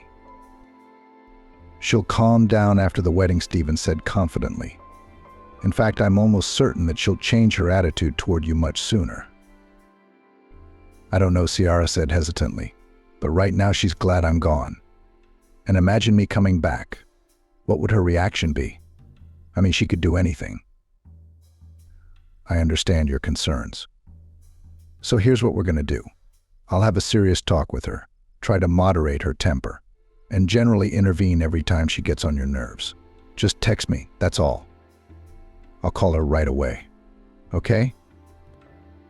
But I'll have to bother you every time. Ciara hesitated. Don't worry about that. I'm interested in solving this situation myself. Stephen leaned over and whispered, I never liked those Joneses and their golden daughter. Ciara grinned, knowing full well of Amelie's intentions to marry Eugene off to the neighbor's daughter. And since that's the case, of course I'll let you know. But let's wait at least 24 hours. I'll call Eugene tomorrow, okay? Stephen asked for the bill and paid it. Okay, Ciara, I gotta go. Where do you want to ride? Go. I'll just sit here for a while. Stephen said goodbye to Ciara and left the cafe. Ciara, alone with her tea. She finally had some hope in the last day. Was there really one normal person in Eugene's family who understood how to solve her problem? No, Ciara thought Eugene was normal too. Eugene was too indecisive and naive, and she wanted to keep him away from conflicts with his mother as much as possible. And Stephen had offered his own help. So Ciara shouldn't have worried about his relationship with his wife. Since he had gone to the meeting first, he knew what he was doing. Ciara's musings were interrupted by a tense conversation at a neighboring table. A customer and a waiter were having an argument. I'm sorry, but your card doesn't fit, the waiter said kindly but sternly. What do you mean it doesn't fit? Try again, the customer answered fearfully. I have tried 3 times. It doesn't fit. So, then, your machine does not work. The machine is fine. The other cards are accepted. But wait, what am I supposed to do? I don't have any cash. Try a wire transfer. If I could, I'd offer it myself. I don't have internet on my phone either. You're putting me in an impossible position. I'm sorry, but according to regulations, we have to call the police in such cases. What's 500 rubles? The police? Are you kidding me? Absolutely not. That's the rules. But let me give you my passport as collateral or my cell phone, and I'll go get the cash. I'm sorry, but that's not allowed. Chiara rarely allowed herself to eavesdrop on other people's conversations. But here the scene was unfolding too close to her, and she became a listener willy-nilly. Moreover, at one point in the argument with the waiter, the customer's voice seemed very familiar to her. Or rather, not the voice, but the intonation so slightly theatrical. Chiara tried to remember where she could have heard those intonations, but nothing came to mind. So she gave in to curiosity and turned around to face the conflicted table. One glance at the customer was enough. Her classmate Noah Salvador's card wasn't working. Chiara didn't wait for the waiter to start calling the police. She got up and walked over to a neighboring table. "Wait, don't call the police," she said quietly to the waiter. "I'm paying for the young man's order." What? Salvador didn't immediately realize what was going on. He frantically looked for numbers in the phone book, choosing whom to ask to transfer the money. He didn't even notice that his classmate had come to the table. Then Noah looked up and saw Chiara. "Chiara, where did you happen to be here from?" Chiara smiled back and put her card to the machine. The classmates decided to leave this ill-fated cafe as soon as possible. "Listen, I don't even know how to thank you," Noah said, walking along the sidewalk with Chiara. "Come on, we're not strangers after all. You better tell me how you live." "I live boring. I work as a junior engineer at our chemical plant." "And you?" "I'm not far off either. I sell clothes." You see how much hope they had in us at school? It's all nonsense. You can't tell at school who you can and can't get your hopes up for. And you and I weren't great, let's face it. "Well, you're right about the curriculum," Noah grinned. Noah grinned. We weren't the only ones who paid attention to us in the curriculum, unlike the other one. Salvador immediately understood the meaning of Chiara's clarification. The fact was that Noah for Ciara and Ciara for Noah 15 years ago had become the first high school sweethearts. The whole class had watched their relationship develop, but developed was too loud a word. From the outside, it seemed more like the relationship was standing still and not moving anywhere. Noah and Ciara knew how they felt about each other, but they did nothing about it. They were very timid. No matter how much their classmates tried to push them towards each other, no way. For a whole year, the relationship was in limbo, until Chiara changed school for family reasons. After that, he and Noah saw each other only a few times at reunions, and Salvador even tried to start some kind of communication with Chiara, but that didn't lead to anything. On a personal level, we certainly shone with our indecision. Noah corrected his former classmate. The whole class laughed at us, not laughed at us, but envied us. Oh, of course they were jealous, Ciara smiled. But I think I've changed during this time. I've become much more determined. With girls and how? Any luck? Married? No, just practicing for now. But I mean only very quick relationships so far. You didn't get married either? Not yet. But hopefully there will be a wedding very soon. Until a couple hours ago I doubted it, but things seem to be getting better now. You're not 5 minutes away from being wife, Noah said a little sadly and looked at Chiara. She remembered that look from high school. It seemed to her as if those 15 years didn't even exist for Salvador. Still the same 8th grade. He still feels something for Ciara. And she tells him she's getting married soon. If that were the case, Noah would have the exact same look. Yeah, if everything goes well, of course. Is there any reason to doubt it? But, there are certain circumstances. You don't trust your future husband? No, that has nothing to do with it. Okay, well, I'm just being honest. I'm sorry it was an unnecessary question. even your number. Do you think that's a good idea? Ciara asked, perplexed. No, you must have misunderstood me. I'd like to wire you the money for the cafe. You paid for me. Oh, forget it. But it would be a real inconvenience. Okay, I'll let you know. Ciara gave her number to Noah.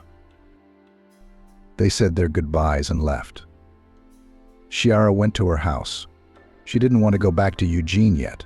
Why she needed that extra 24 hours to think about it, she didn't understand. But something was keeping her from returning soon. Probably the deep trauma Amelie was systematically inflicting. If individually the attacks of a potential mother-in-law could be tolerated and forgotten, then altogether they accumulated into one big psychological trauma. Tonight's quarrel was the last straw. So for at least a night she needed to sleep alone to recover from the incident. The only thing that surprised her a little was the phone was silent. Still, Ciara had thought that Eugene would start calling her immediately after she left. But he didn't.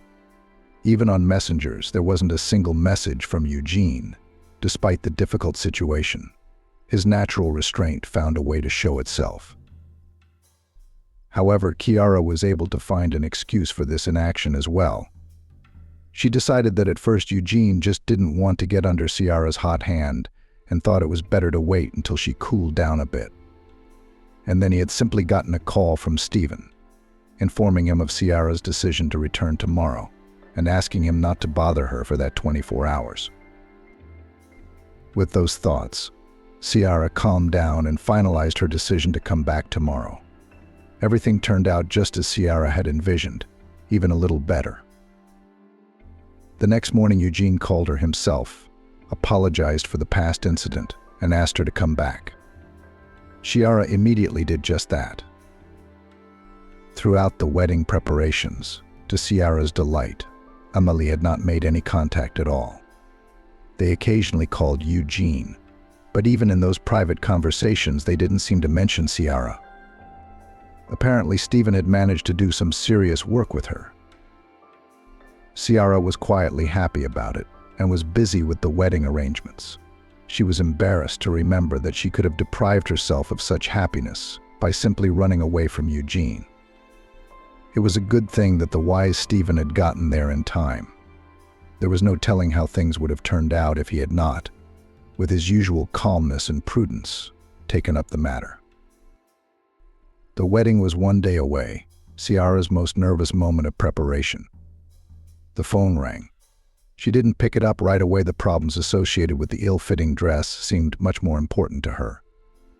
But soon the phone rang again, and she did pick it up. Amelie popped up on the screen in large letters. Ciara sighed heavily and took the call. "Hello, Ciara, hello," Amelie asked in a voice that wasn't her usual one. She usually managed to give out even her greeting words in a particularly unpleasant tone, but this time the tone was calm and even a bit timid. "Yes, Amelie, hello. I'd like to talk to you, but please don't be frightened. It's not what you think." Amelie felt exactly Ciara's first reaction to her call. "I'd like to talk." All the previous conversations flashed before Ciara's eyes, and for a moment she had time to think that it would start all over again, but if it wasn't going to be the same as always. No, I told you it's not what you think. I promise I won't say a bad word to you. I just really want to talk to you. I think it's better to do it before the wedding. If that's the way you feel, where do you want to meet? Or maybe we could do it over the phone. It wouldn't be over the phone. I'd like to meet at a coffee shop downtown. It's called Lavender. I'll call you a cab. No, that's okay. I know where it is. I don't need a cab. I'll be there in an hour. Okay, then I'll be there in an hour. Ciara was extremely surprised. It was the first time she'd ever heard Amelie's calm voice. And where was she being called to? To the same place where Stephen had brought her back to normal earlier. It's a coincidence, isn't it? After all, he usually held his family dinners in nice, fancy restaurants, and they had chosen the same modest establishment for their moments of privacy. I wonder if they realize it themselves. An hour later, Ciara was at the place. Amelie was running a little late. Ciara chose the same table where she and Stephen were sitting and waited.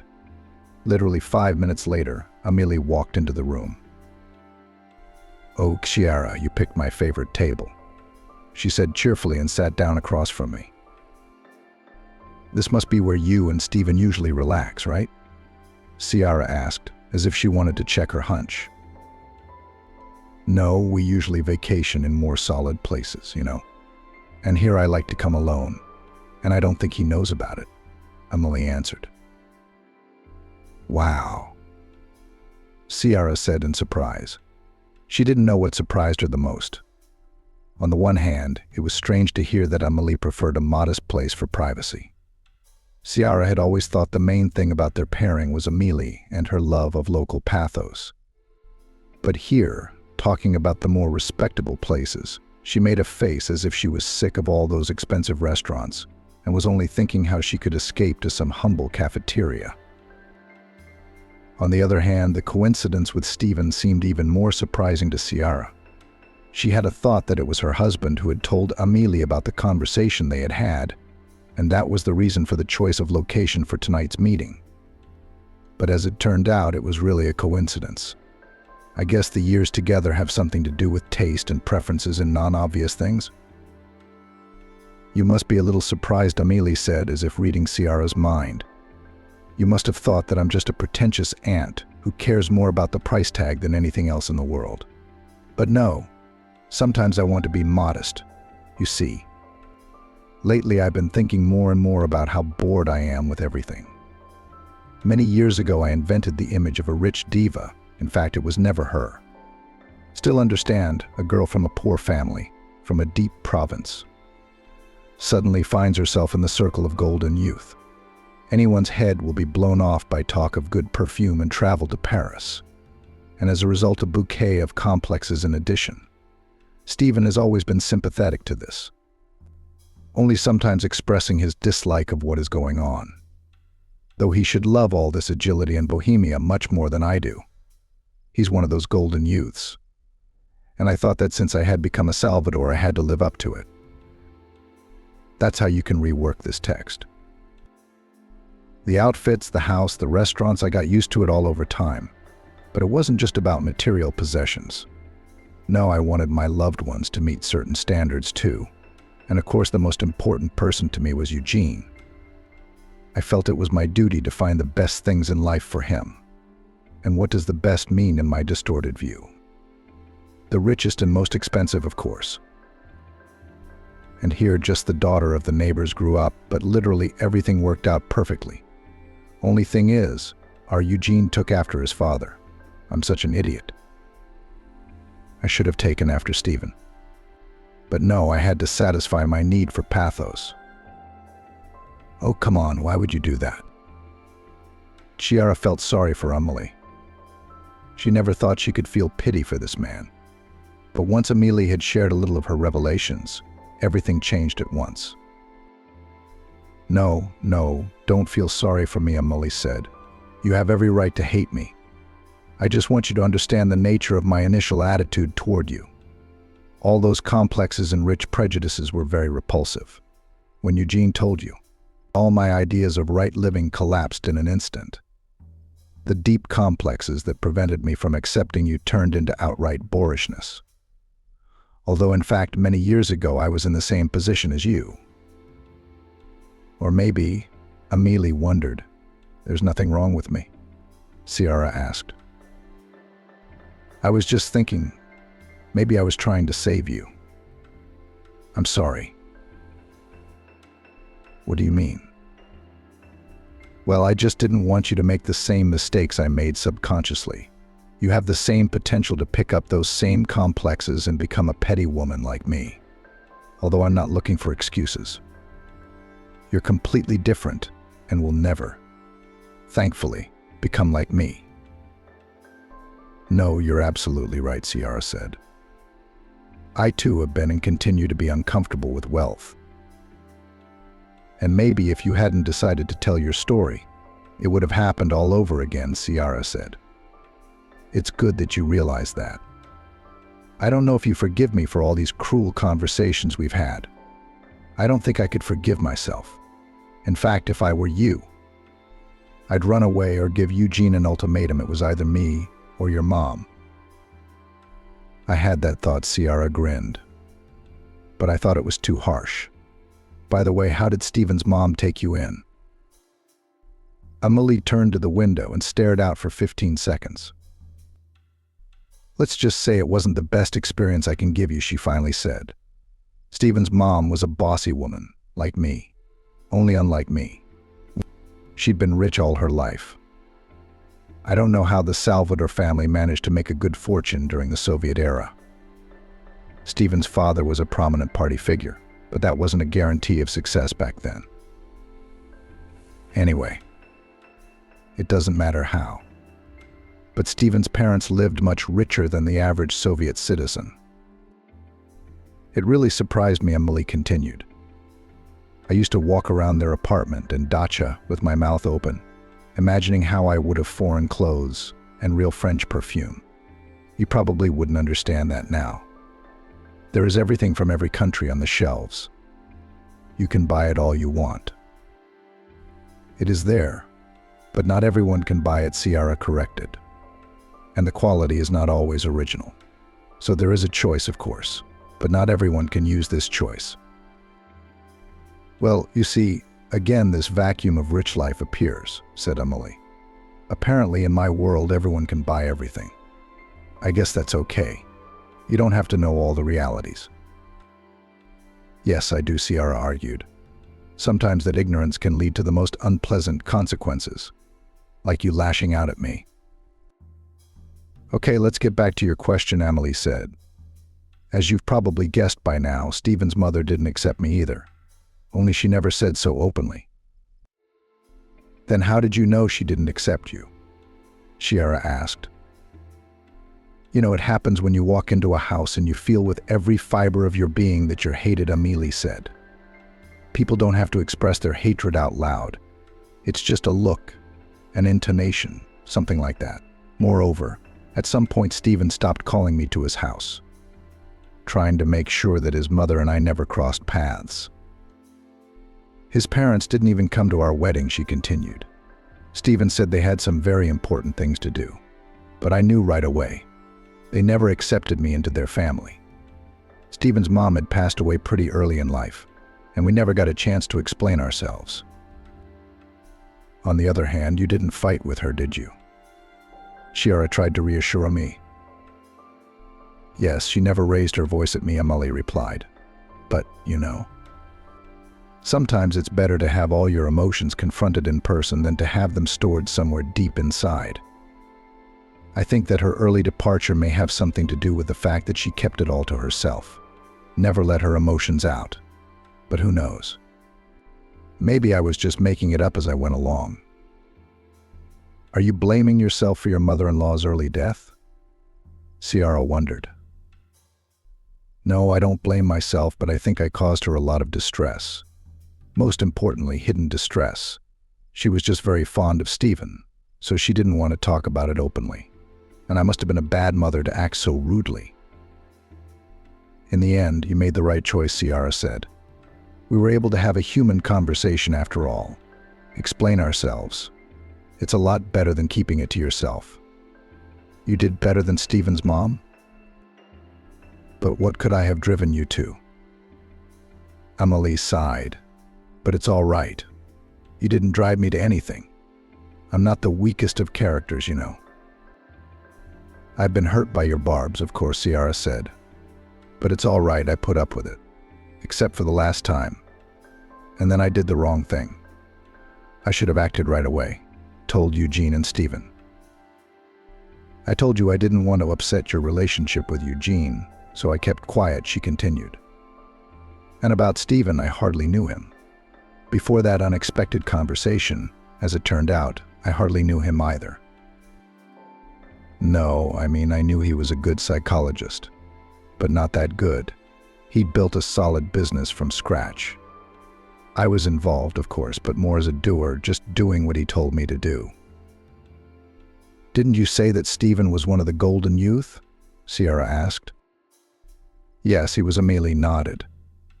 "But what kind of business in the Soviet Union? He created his own companies, his own. And not like many people back then, he bought a factory for cheap and started to cut money from it. He rented premises, bought equipment, all by himself, with initial capital. Maybe he had it easier than others, of course, but nobody gave him $1 million.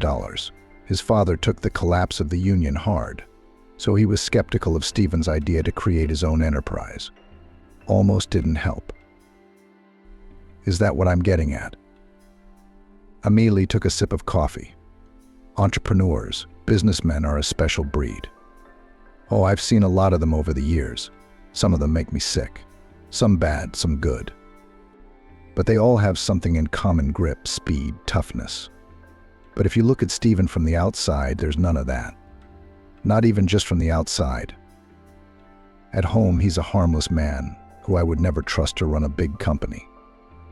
I'm much more of an entrepreneur than he is, by the way." Amelie smiled. "But no. After all, the company has risen, and in the most difficult time for the country. Not just raised, but developed and successfully managed it to this day. How, you may ask, how can one be a successful entrepreneur with such a character?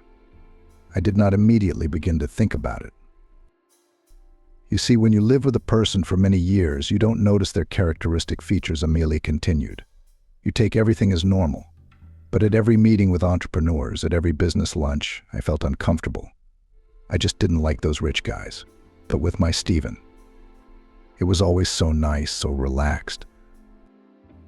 That's when I started to notice that he was different from the usual entrepreneurs. I forgot about it for a while. Different, so what I thought. That's why I married him and not someone else.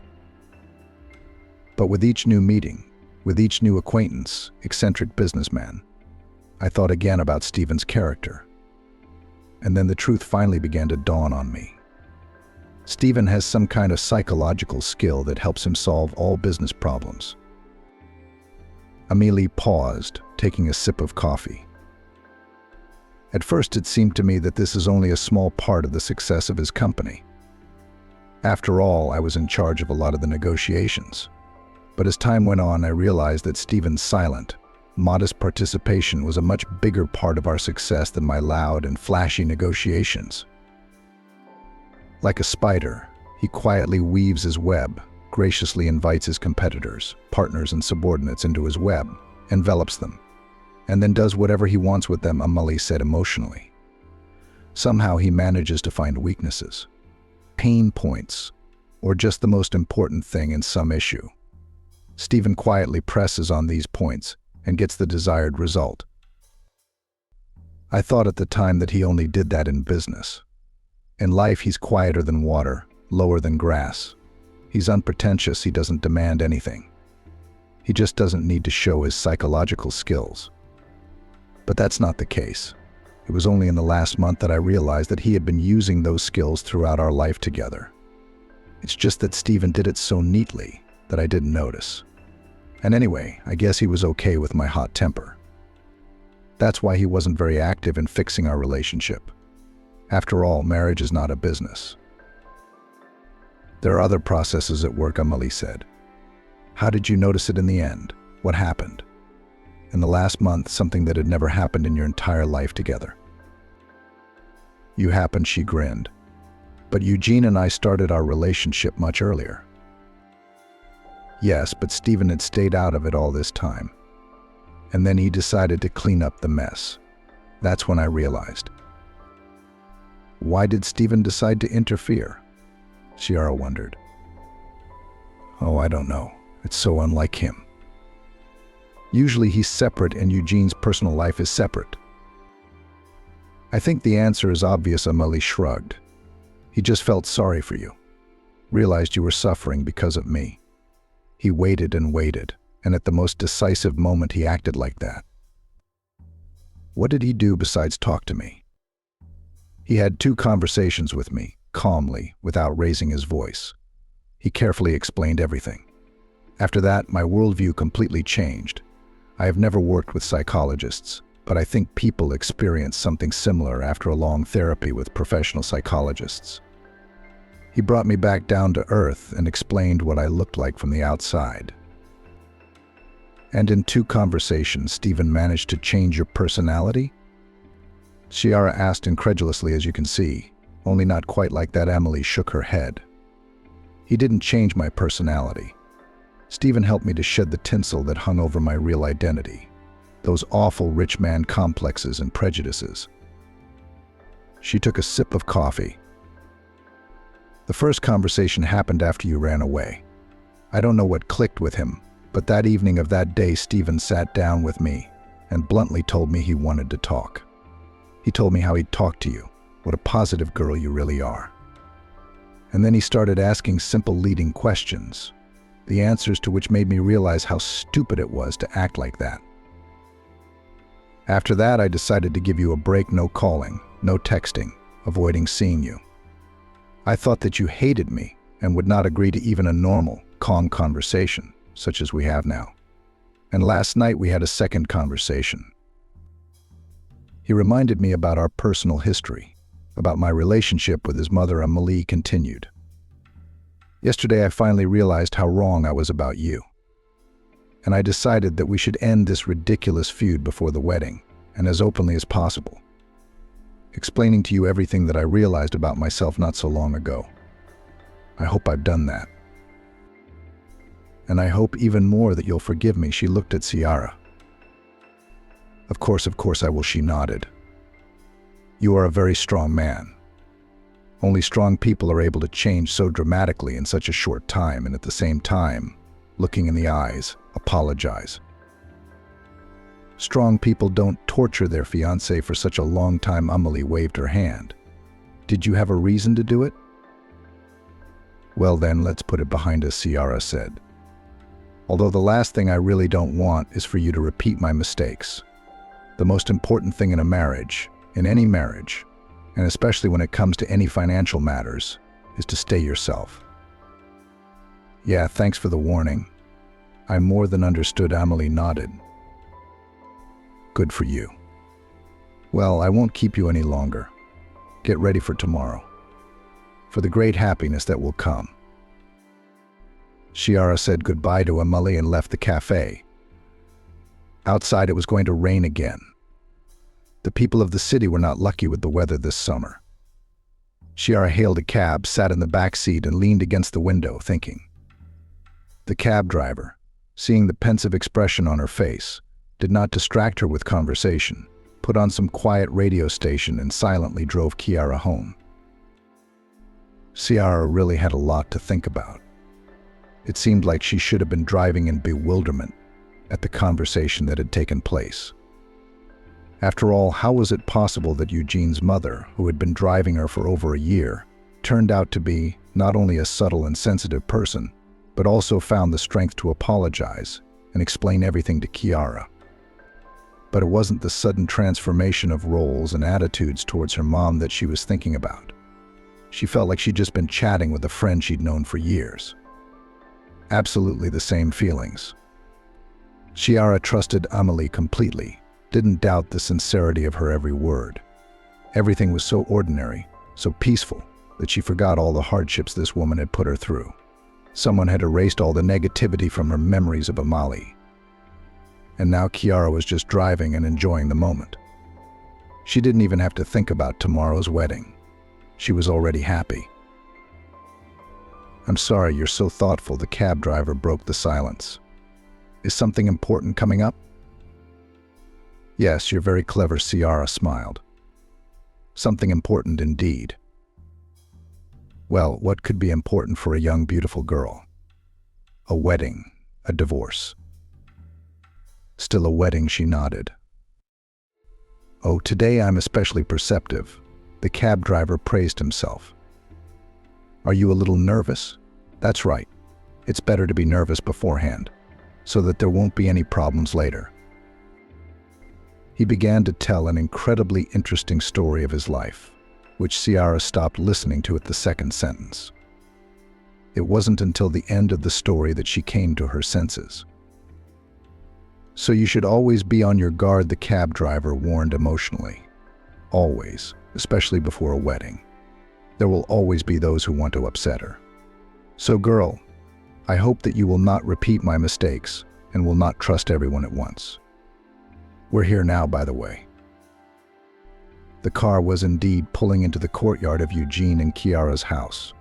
After paying the driver, she went up to the house. Eugene was gone, so Ciara was once again alone with her thoughts. She couldn't remember what the shrewd cab driver had been talking about, but his last words crashed into her head. Maybe she really was in a hurry to trust Amelie. What if this was some last-ditch multi-pronged scheme on the part of her future mother-in-law? Or rather, if her scheme succeeded, she would never become a mother-in-law. Ciara said to herself, "Stop. Why am I so nervous? Some cab driver said something stupid and I believed it right away. No, you need to calm down and ignore all sorts of insignificant things. It was all nerves." Ciara shamed herself and continued to prepare for the wedding. Tomorrow needed to be planned once more.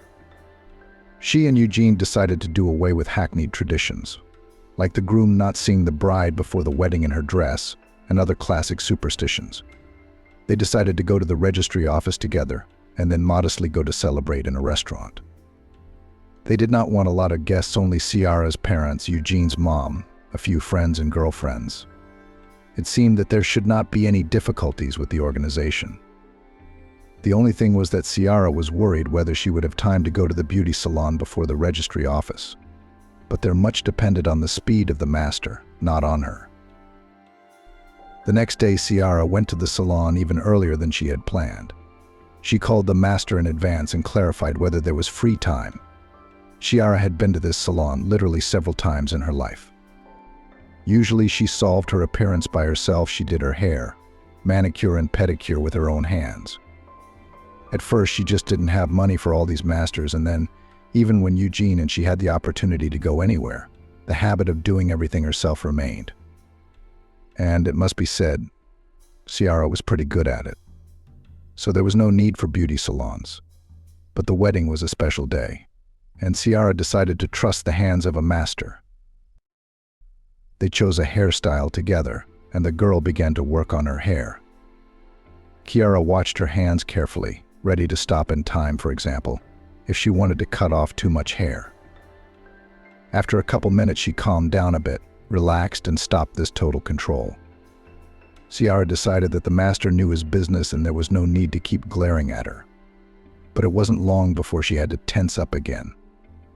The phone rang in her pocket. At first, she didn't want to pick up the phone, not wanting to interrupt the master's work process. All the more reason for her to have the call on silent. The ringing stopped. Ciara had time to exhale, but then the phone rang again. "If anything, you can answer it. It won't interfere with our work," said the girl master kindly, who, as it turned out, also heard those quiet calls. "Okay," Ciara replied, pulling her phone out of her pocket and taking the call. "Hello, speaking." "Ciara, good afternoon." A rough male voice sounded in the receiver. It sounded as if it had been changed on purpose in a computer program. "Who is this?" Ciara asked without saying hello. She immediately sensed something wrong. "It's, shall we say, a well-wisher." "Who?" "I don't understand." "A well-wisher. I want you to have a good life. Stop this circus. Identify yourself immediately." "Calm down, Ciara. There's no need to be angry. My job is to help you. So please listen to me and don't hang up on me. It's for your own happiness." "I know what I need for my own happiness. If you're not going to introduce yourself, I'm hanging up. Have a nice day."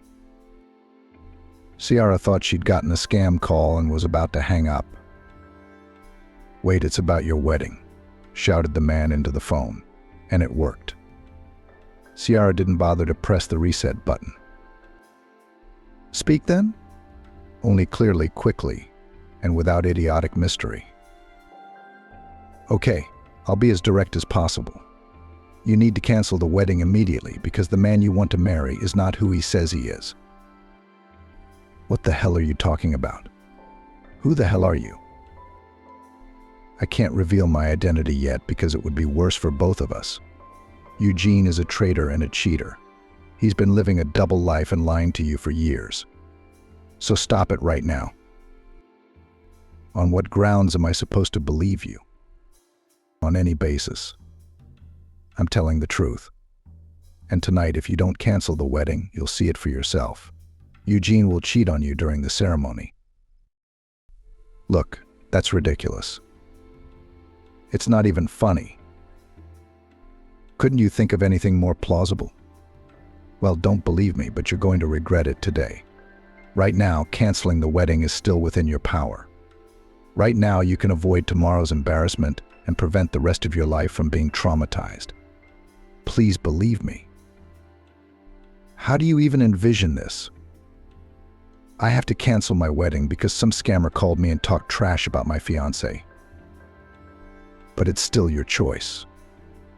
Yeah, it sounds risky, but trust me, it's worth it. I mean, it's going to be late tonight. You can't wash away the shame. You have a few hours to think about it. I warned you. That's it. I can't hear it anymore. Goodbye. Ciara ended the call and threw the phone in front of the mirror. She looked at the girl master. She calmly continued working, pretending nothing was happening. But it was clear from her eyes that she was a little shocked at what was happening. Ciara urgently needed someone to share her impressions of the call with, so she was the first to speak. I don't understand how this is even possible. A stranger calls, introduces himself to me and tries to upset my wedding. But what the hell is that? So no mood will remain. Don't worry, the master reassured Ciara.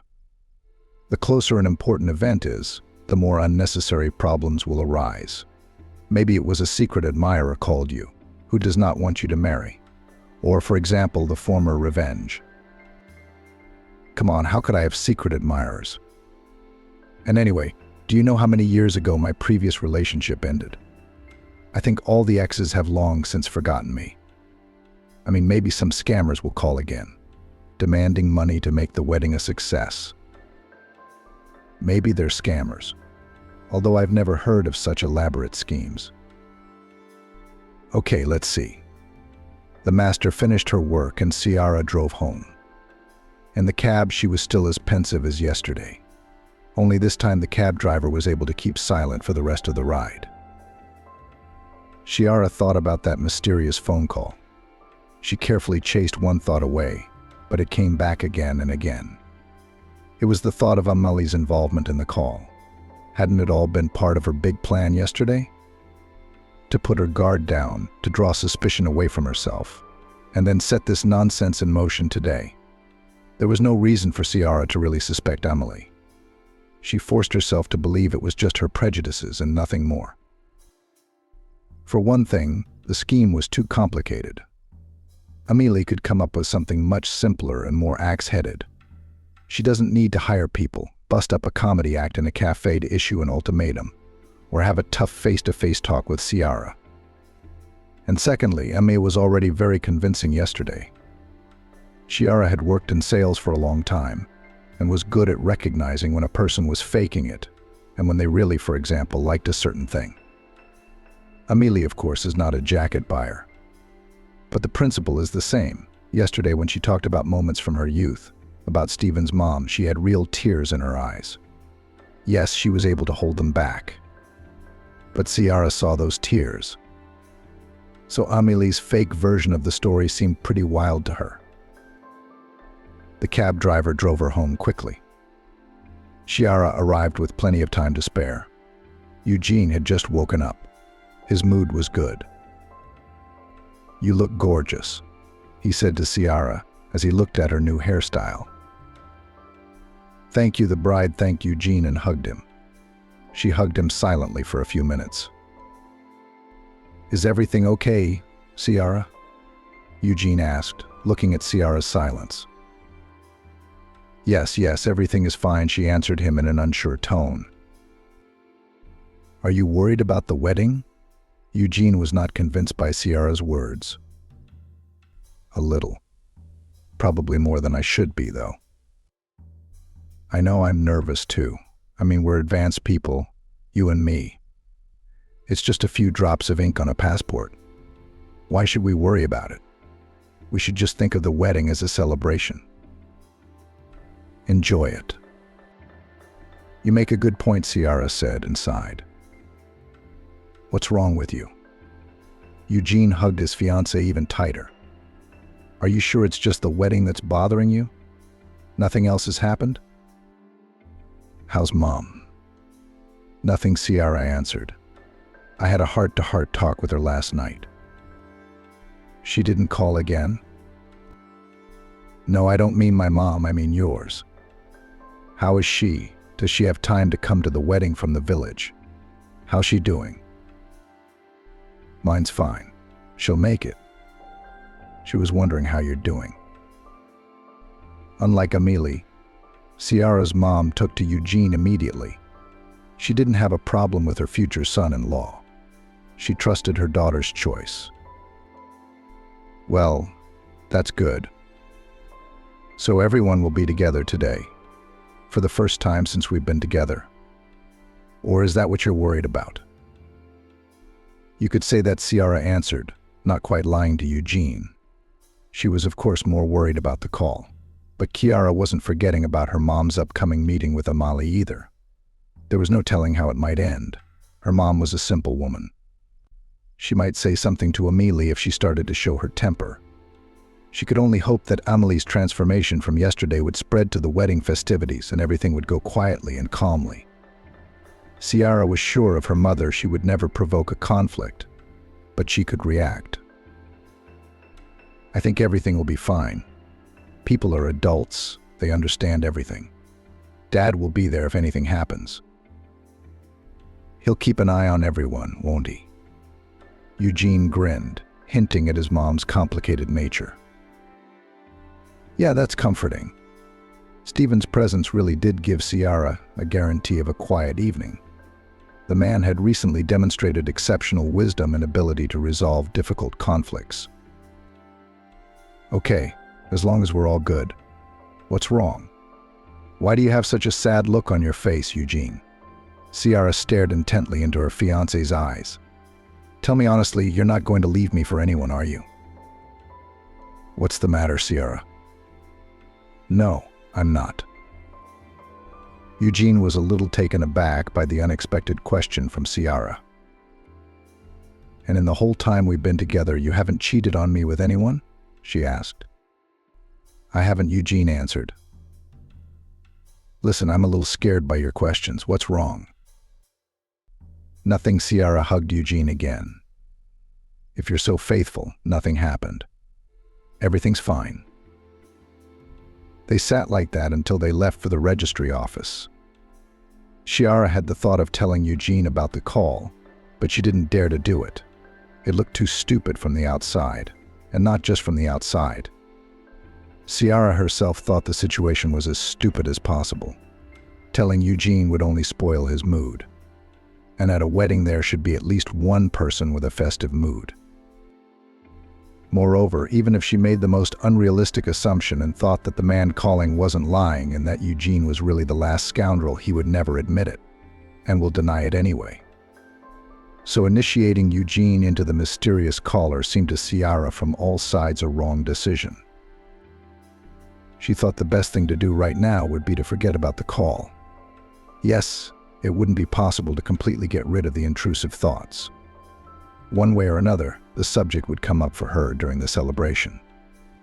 But at least try worth, especially right at the wedding. And it will turn out to finally make sure that this call is a fiction of some fraudsters. After all, according to their claims, Eugene was supposed to cheat at the wedding. That seemed to her the most delusional of all the information she'd gotten from John Doe. At a wedding, the groom is almost always in the public eye. Why would he cheat right there? Even if Eugene was a pathological cheater, why wouldn't he wait a bit? And how would the caller know that? Anyway, the more Ciara thought about the call, the more she found it absurd. And she calmed down. The long-awaited hour of the trip to the registry office came. There everything went modestly, tastefully, and without incident. Ciara and Eugene were solemnly declared husband and wife, and now they were on their way to the restaurant to celebrate the wedding. The newlyweds didn't bother with too much pomp and order limousines to the venue. They were driven by Stephen and Emily to the restaurant. Ciara went into the ladies' room with her already established mother-in-law. "Ciara, congratulations again, and I apologize," Amelie said kindly. "You are now officially part of our extended family." "Thank you," Ciara replied just as kindly. "There is no need to apologize. A new page in our relationship has begun. Who remembers the old, you know?" Wise beyond her years, Ciara. Amelie noted and went out into the hall. Ciara was left with a little makeup touch-up. During the whole event at the registry office and on the way to the restaurant, she never once remembered about the mysterious phone call. Now the conversation with Amelie reminded Ciara of her unfounded suspicions about her mother-in-law. Now she was completely convinced that Amelie had nothing to do with it. What did she care anyway? Ciara also went out into the hall and took her place next to the groom. The celebration went on quietly. Chiara's mom quickly found common language with Amelie, and now they were sitting together and discussing the children. The first hour of the celebration passed, then the second. The waiters only had time to bring new bottles of wine and strong drinks. Despite the high degree of fun, there were no conflicts. The news of the wedding had reached the more distant relatives of Ciara and Eugene. You bet, because Ciara posted the wedding photo in one of the social networks. After that, the unexpected calls from various friends of the past began. Ciara and Eugene's 3 siblings had to leave the table outside or into quiet areas of the restaurant to be able to hear the caller. At some point, Ciara got tired of this and sat with the phone right at the table. Just then, Eugene got another call and went somewhere from behind the table. A minute later, the phone rang at Ciara's desk as well. She picked it up, saw another unspecified number, and pressed accept the call. "Hello, Ciara, did you recognize me? Is it hard to hear?" A rough male voice sounded in the receiver. "Who is this?" "I called you this morning and warned you about something." "Oh, you again," Ciara sobered up. "What do you want?"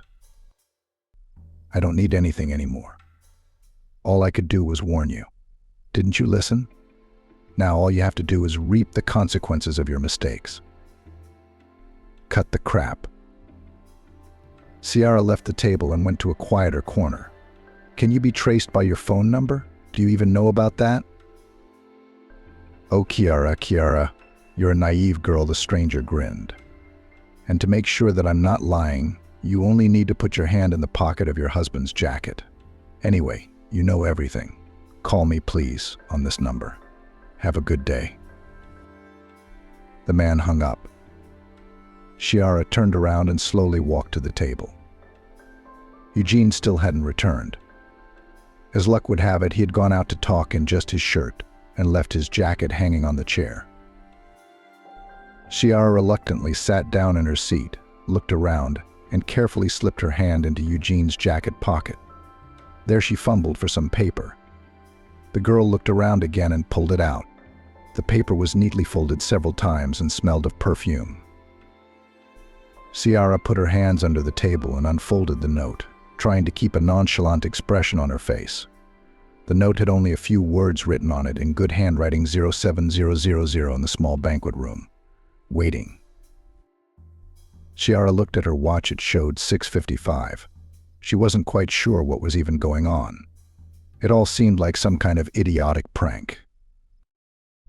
Maybe someone really decided to play a prank on me. Ciara soothed herself. But Eugene knows how much I don't like pranks. Oh, I don't like it. Ciara got up from the table and walked around the room. She knew this restaurant had 2 banquet rooms, The note was probably referring to just the second, smaller banquet room. Ciara didn't immediately decide to head there. It still felt very much like some kind of joke. Maybe she shouldn't fall for it then. But on the other hand, if someone with a dubious sense of humor decided to play a prank on the wedding, why not play along with Eugene? Ciara still had hope that she just wouldn't find that small banquet hall. But no, her gaze traitorously stopped just outside the small banquet hall sign. She glanced at her watch once more. It took her about 5 minutes to think about it. Then Ciara carefully opened the door and peered inside. The room was in disrepair, with chairs on the tables and decorations lying on the floor. Toward one of those decorations, some girl, most likely a waitress, was clinging passionately to her newfound husband. Ciara went numb. That's it. That's it. That's enough," Eugene quietly muttered, barely moving his tongue. Ciara watched in silence. "Oh, so there you are?" Amélie's joyful voice sounded. "We've been looking all over the restaurant for you.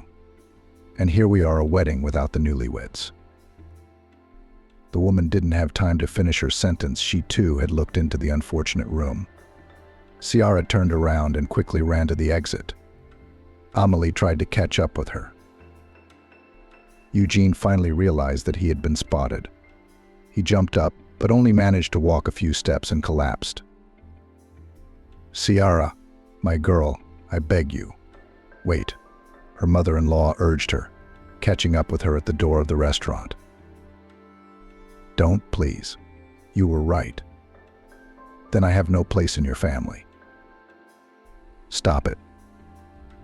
"What are you saying?" "What am I saying? Why don't you check with your son? What a fool I was. How long has he been playing me for?" "Wait, give me just 1 minute," Amélie pleaded. "I can imagine what you're feeling right now, but I'm just as confused as you are. I don't think we should jump to conclusions." "Amélie, I understand your desire to protect your son, but how can you jump to conclusions? You saw it all yourself." "I did," Amélie nodded. "But this is nothing like my son. Let's do this. Will you give Stephen and me at least 12 hours? Now you promise me that in those 12 hours you won't do anything stupid and you won't run away. We'll take Eugene back to our place. You saw the state he's in." Okay, Ciara agreed grudgingly. But I don't know what will change in the meantime. At least we'll try to figure it out. "Don't worry, there's no shame yet, except for you and me. No one's seen Eugene. I'll go back and tell the guests that the newlyweds have decided to celebrate at home alone. We'll try to get Eugene out of here without being seen. You go home. But again, please don't do anything stupid." "I'll try," Ciara said, turning around and walking toward the house in her wedding dress. "Where are you going?" Amélie stopped her. "Let me call you a cab." Her mother-in-law called Ciara a cab and sent her home. Ciara got there in a semi-fainting state. For her, everything that was happening was like a terrible dream that would not end. She collapsed on the couch and sighed heavily.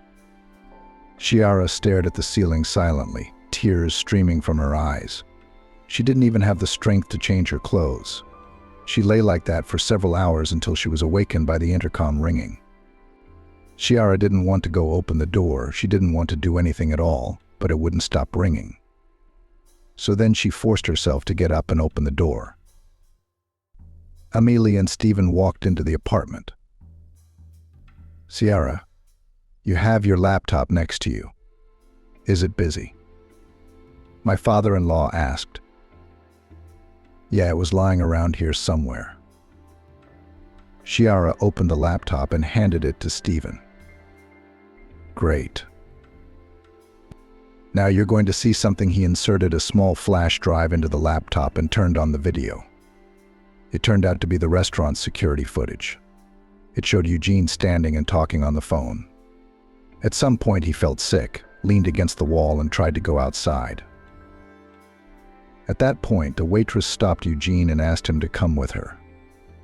She actually walked him up to the empty banquet room and laid him down on a couch. The waitress then stood at the front door and glanced back and forth at the next room, then at her phone. After reading some message, she stood by the door for a while longer, and then approached Eugene. He awkwardly tried to push her away and mumbled something to himself. Then the waitress forcefully tried to kiss him. At the same moment, Ciara looked into the room. "So that's what this is all about," she said with rounded eyes. "I told you we'd figure it out." Amelie summarized the video. "Wait, so Eugene was drugged? How's he feeling right now? We should call the police, request an evaluation." "I don't think we're going to need the police here," Stephen told her.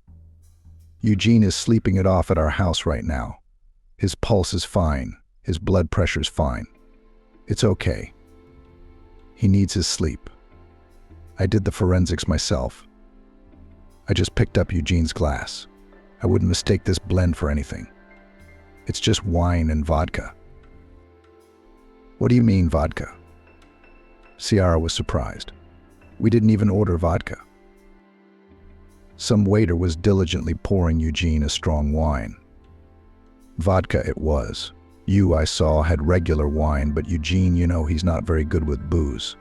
Wine and beer are fine, but anything stronger, his body can't take it." Apparently, the organizers of this performance did not know about such a reaction of Eugene and thought that he would just be tipsy and would fall for some girl. But our fighter fell asleep early. Fantastic. Ciara couldn't get over the shock. So the cameras don't show who was involved in the wine and vodka spiking? No, they didn't have cameras in the kitchen. There are cameras at the bar, but I couldn't get footage there. I could barely get these from the security guard in the lounge. It was the same waitress who poured Eugene's drink, Stephen said. So we have to talk to that waitress, Ciara whispered. I'm not sure how they knew you'd get to the other room at the right time. No, it makes sense, Ciara told her mother-in-law about the 2 mysterious phone calls in the note. Listen, it's like a movie. Emile wondered, why didn't you tell Eugene everything at once? I didn't think it was so serious. I thought it was just some kind of fraud. I didn't want to ruin Eugene's mood over nothing. Ciara sighed. Yeah, Emile nodded. I wonder what his reaction will be when he wakes up. I don't think it will be soon, Stephen answered. Knowing some peculiarities of his body, he won't wake up until tomorrow morning. What are we going to do then? Ciara asked, confused. That's right. I suggest we finish what we started. Call your mysterious admirer. Tell him that you were wrong and that you were convinced of what a traitor Eugene was. Thank him and ask him to meet you, preferably right away. Ciara understood, pulled out her phone, and did as Stephen told her. The meeting was set for half an hour later in a nearby public garden. Emile and Stephen arrived there a little early, pretending to be a couple who decided to take a walk before going to bed. Ciara changed her clothes and went to the public garden 2 minutes before the appointed time. She saw a male figure walking towards her with a brisk gait. The stranger had his cap pulled low. It was impossible to tell who it was from afar. Why didn't you want to give me your phone number that time, Ciara? You wouldn't have learned so much, the man said cheerfully, and took off his cap. So it's you, Ciara exclaimed. Before her stood her former classmate Noah Salvador. I don't know how to thank you. No way. It's enough to go on a date with me. How did you get all that information about Eugene? Connections. Like the waitress at the restaurant where you work who can pour vodka into wine just in time. Ciara was slapped hard before she could finish. You used to be just an indecisive person, but now you've become even more vicious and pathetic. Suddenly, Ciara was approached by her father-in-law and mother-in-law. What, so this is the show organizer? Stephen asked. I see. But I think he could be prosecuted for slander. and if the actions with drinks are qualified as injury to health. Oh, I'm afraid he won't get off with a suspended sentence, he said. Ciara, I'm sorry, Noah said pitifully. I just loved you all these years. I can't stand to see you, you bastard. Ciara turned away and looked at Stephen and Emily. Well, Ciara, I think this man's fate is in your hands, her mother-in-law said calmly. What am I supposed to do with him? Ciara sighed and turned to Noah again. Then that's it, get out of here. But if I see you anywhere even casually again, we will seek a criminal case. Do you understand? Yes, Noah answered obediently. He turned around and walked quickly towards the exit. Stephen and Emily drove Ciara to their family cottage. They chatted in the kitchen and mocked the previous day. As it turned out, the rest of the wedding guests had guessed nothing and continued to celebrate without the bride and groom. Eugene woke up the next day with a terrible hangover and huge memory lapses. He didn't even remember any of the waitresses. Ciara and her mother-in-law and father-in-law decided not to tell him anything. So unusually began a new family page in the life of a modest girl, Chiara. Hello, Ciara, did you recognize me? Is it hard to hear? A rough male voice sounded in the receiver. Who is this? I called you this morning and warned you about something. Oh, you again, Ciara sobered up. What do you want? I don't need anything anymore. All I could do was warn you. Didn't you listen? Now all you have to do is reap the consequences of your mistakes. Cut the crap. Ciara left the table and went to a quieter corner. Can you be traced by your phone number? Do you even know about that? Oh, Chiara, you're a naive girl, the stranger grinned. And to make sure that I'm not lying, you only need to put your hand in the pocket of your husband's jacket. Anyway, you know everything. Call me, please, on this number. Have a good day. The man hung up. Chiara turned around and slowly walked to the table. Eugene still hadn't returned. As luck would have it, he had gone out to talk in just his shirt and left his jacket hanging on the chair.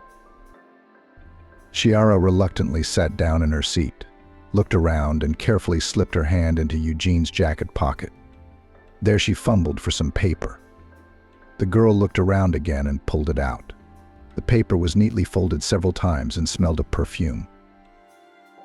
Chiara put her hands under the table and unfolded the note, trying to keep a nonchalant expression on her face. The note had only a few words written on it in good handwriting: 07000 in the small banquet room. Waiting. Ciara looked at her watch. It showed 6:55. She wasn't quite sure what was even going on. It all seemed like some kind of idiotic prank. Maybe someone really decided to play a prank on me. Chiara soothed herself. But Eugene knows how much I don't like pranks. Oh, I don't like it. Ciara got up from the table and walked around the room. She knew this restaurant had 2 banquet rooms. The note was probably referring to just the second, smaller banquet room. Ciara didn't immediately decide to head there. It still felt very much like some kind of joke. Maybe she shouldn't fall for it then. But on the other hand, if someone with a dubious sense of humor decided to play a prank on the wedding, why not play along with Eugene? Chiara still had hope that she just wouldn't find that small banquet hall. But no. Her gaze traitorously stopped just outside the small banquet hall sign. She glanced at her watch once more. It took her about 5 minutes to think about it. Then Chiara carefully opened the door and peered inside. The room was in disrepair, with chairs on the tables and decorations lying on the floor. Toward one of those decorations, some girl, most likely a waitress, was clinging passionately to her newfound husband. Chiara went numb. That's it. That's it. That's enough, Eugene quietly muttered, barely moving his tongue. Chiara watched in silence. Oh, so there you are. Amélie's joyful voice sounded. We've been looking all over the restaurant for you. And here we are, a wedding without the newlyweds. The woman didn't have time to finish her sentence. She too had looked into the unfortunate room. Chiara turned around and quickly ran to the exit. Amelie tried to catch up with her. Eugene finally realized that he had been spotted. He jumped up, but only managed to walk a few steps and collapsed. "Chiara, my girl, I beg you, wait," her mother-in-law urged her, catching up with her at the door of the restaurant. "Don't, please. You were right. Then I have no place in your family." "Stop it." "What are you saying?" "What am I saying? Why don't you check with your son? What a fool I was. How long has he been playing me for?" "Wait, give me just 1 minute," Ami pleaded. "I can imagine what you're feeling right now, but I'm just as confused as you are. I don't think we should jump to conclusions." "Amelie, I understand your desire to protect your son, but how can you jump to conclusions? You saw it all yourself."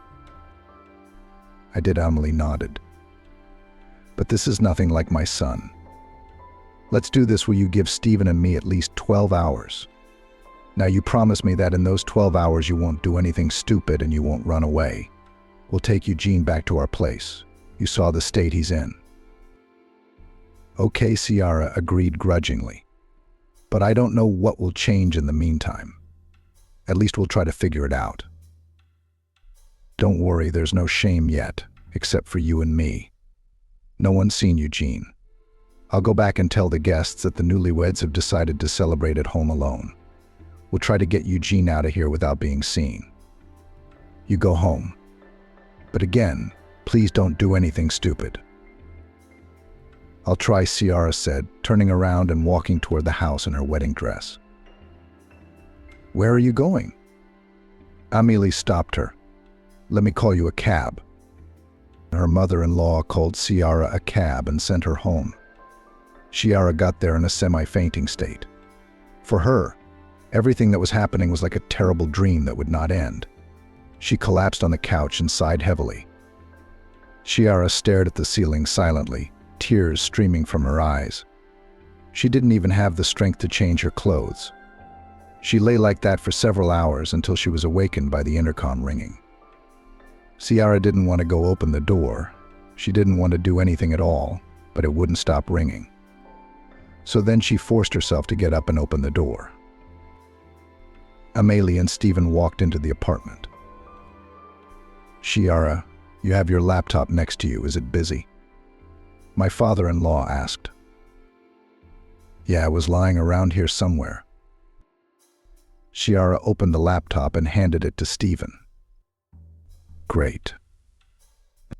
Now you're going to see something." He inserted a small flash drive into the laptop and turned on the video. It turned out to be the restaurant security footage. It showed Eugene standing and talking on the phone. At some point he felt sick, leaned against the wall and tried to go outside. At that point, the waitress stopped Eugene and asked him to come with her. She actually walked him up to the empty banquet room and laid him down on a couch. The waitress then stood at the front door and glanced back and forth at the next room, then at her phone. After reading some message, she stood by the door for a while longer and then approached Eugene.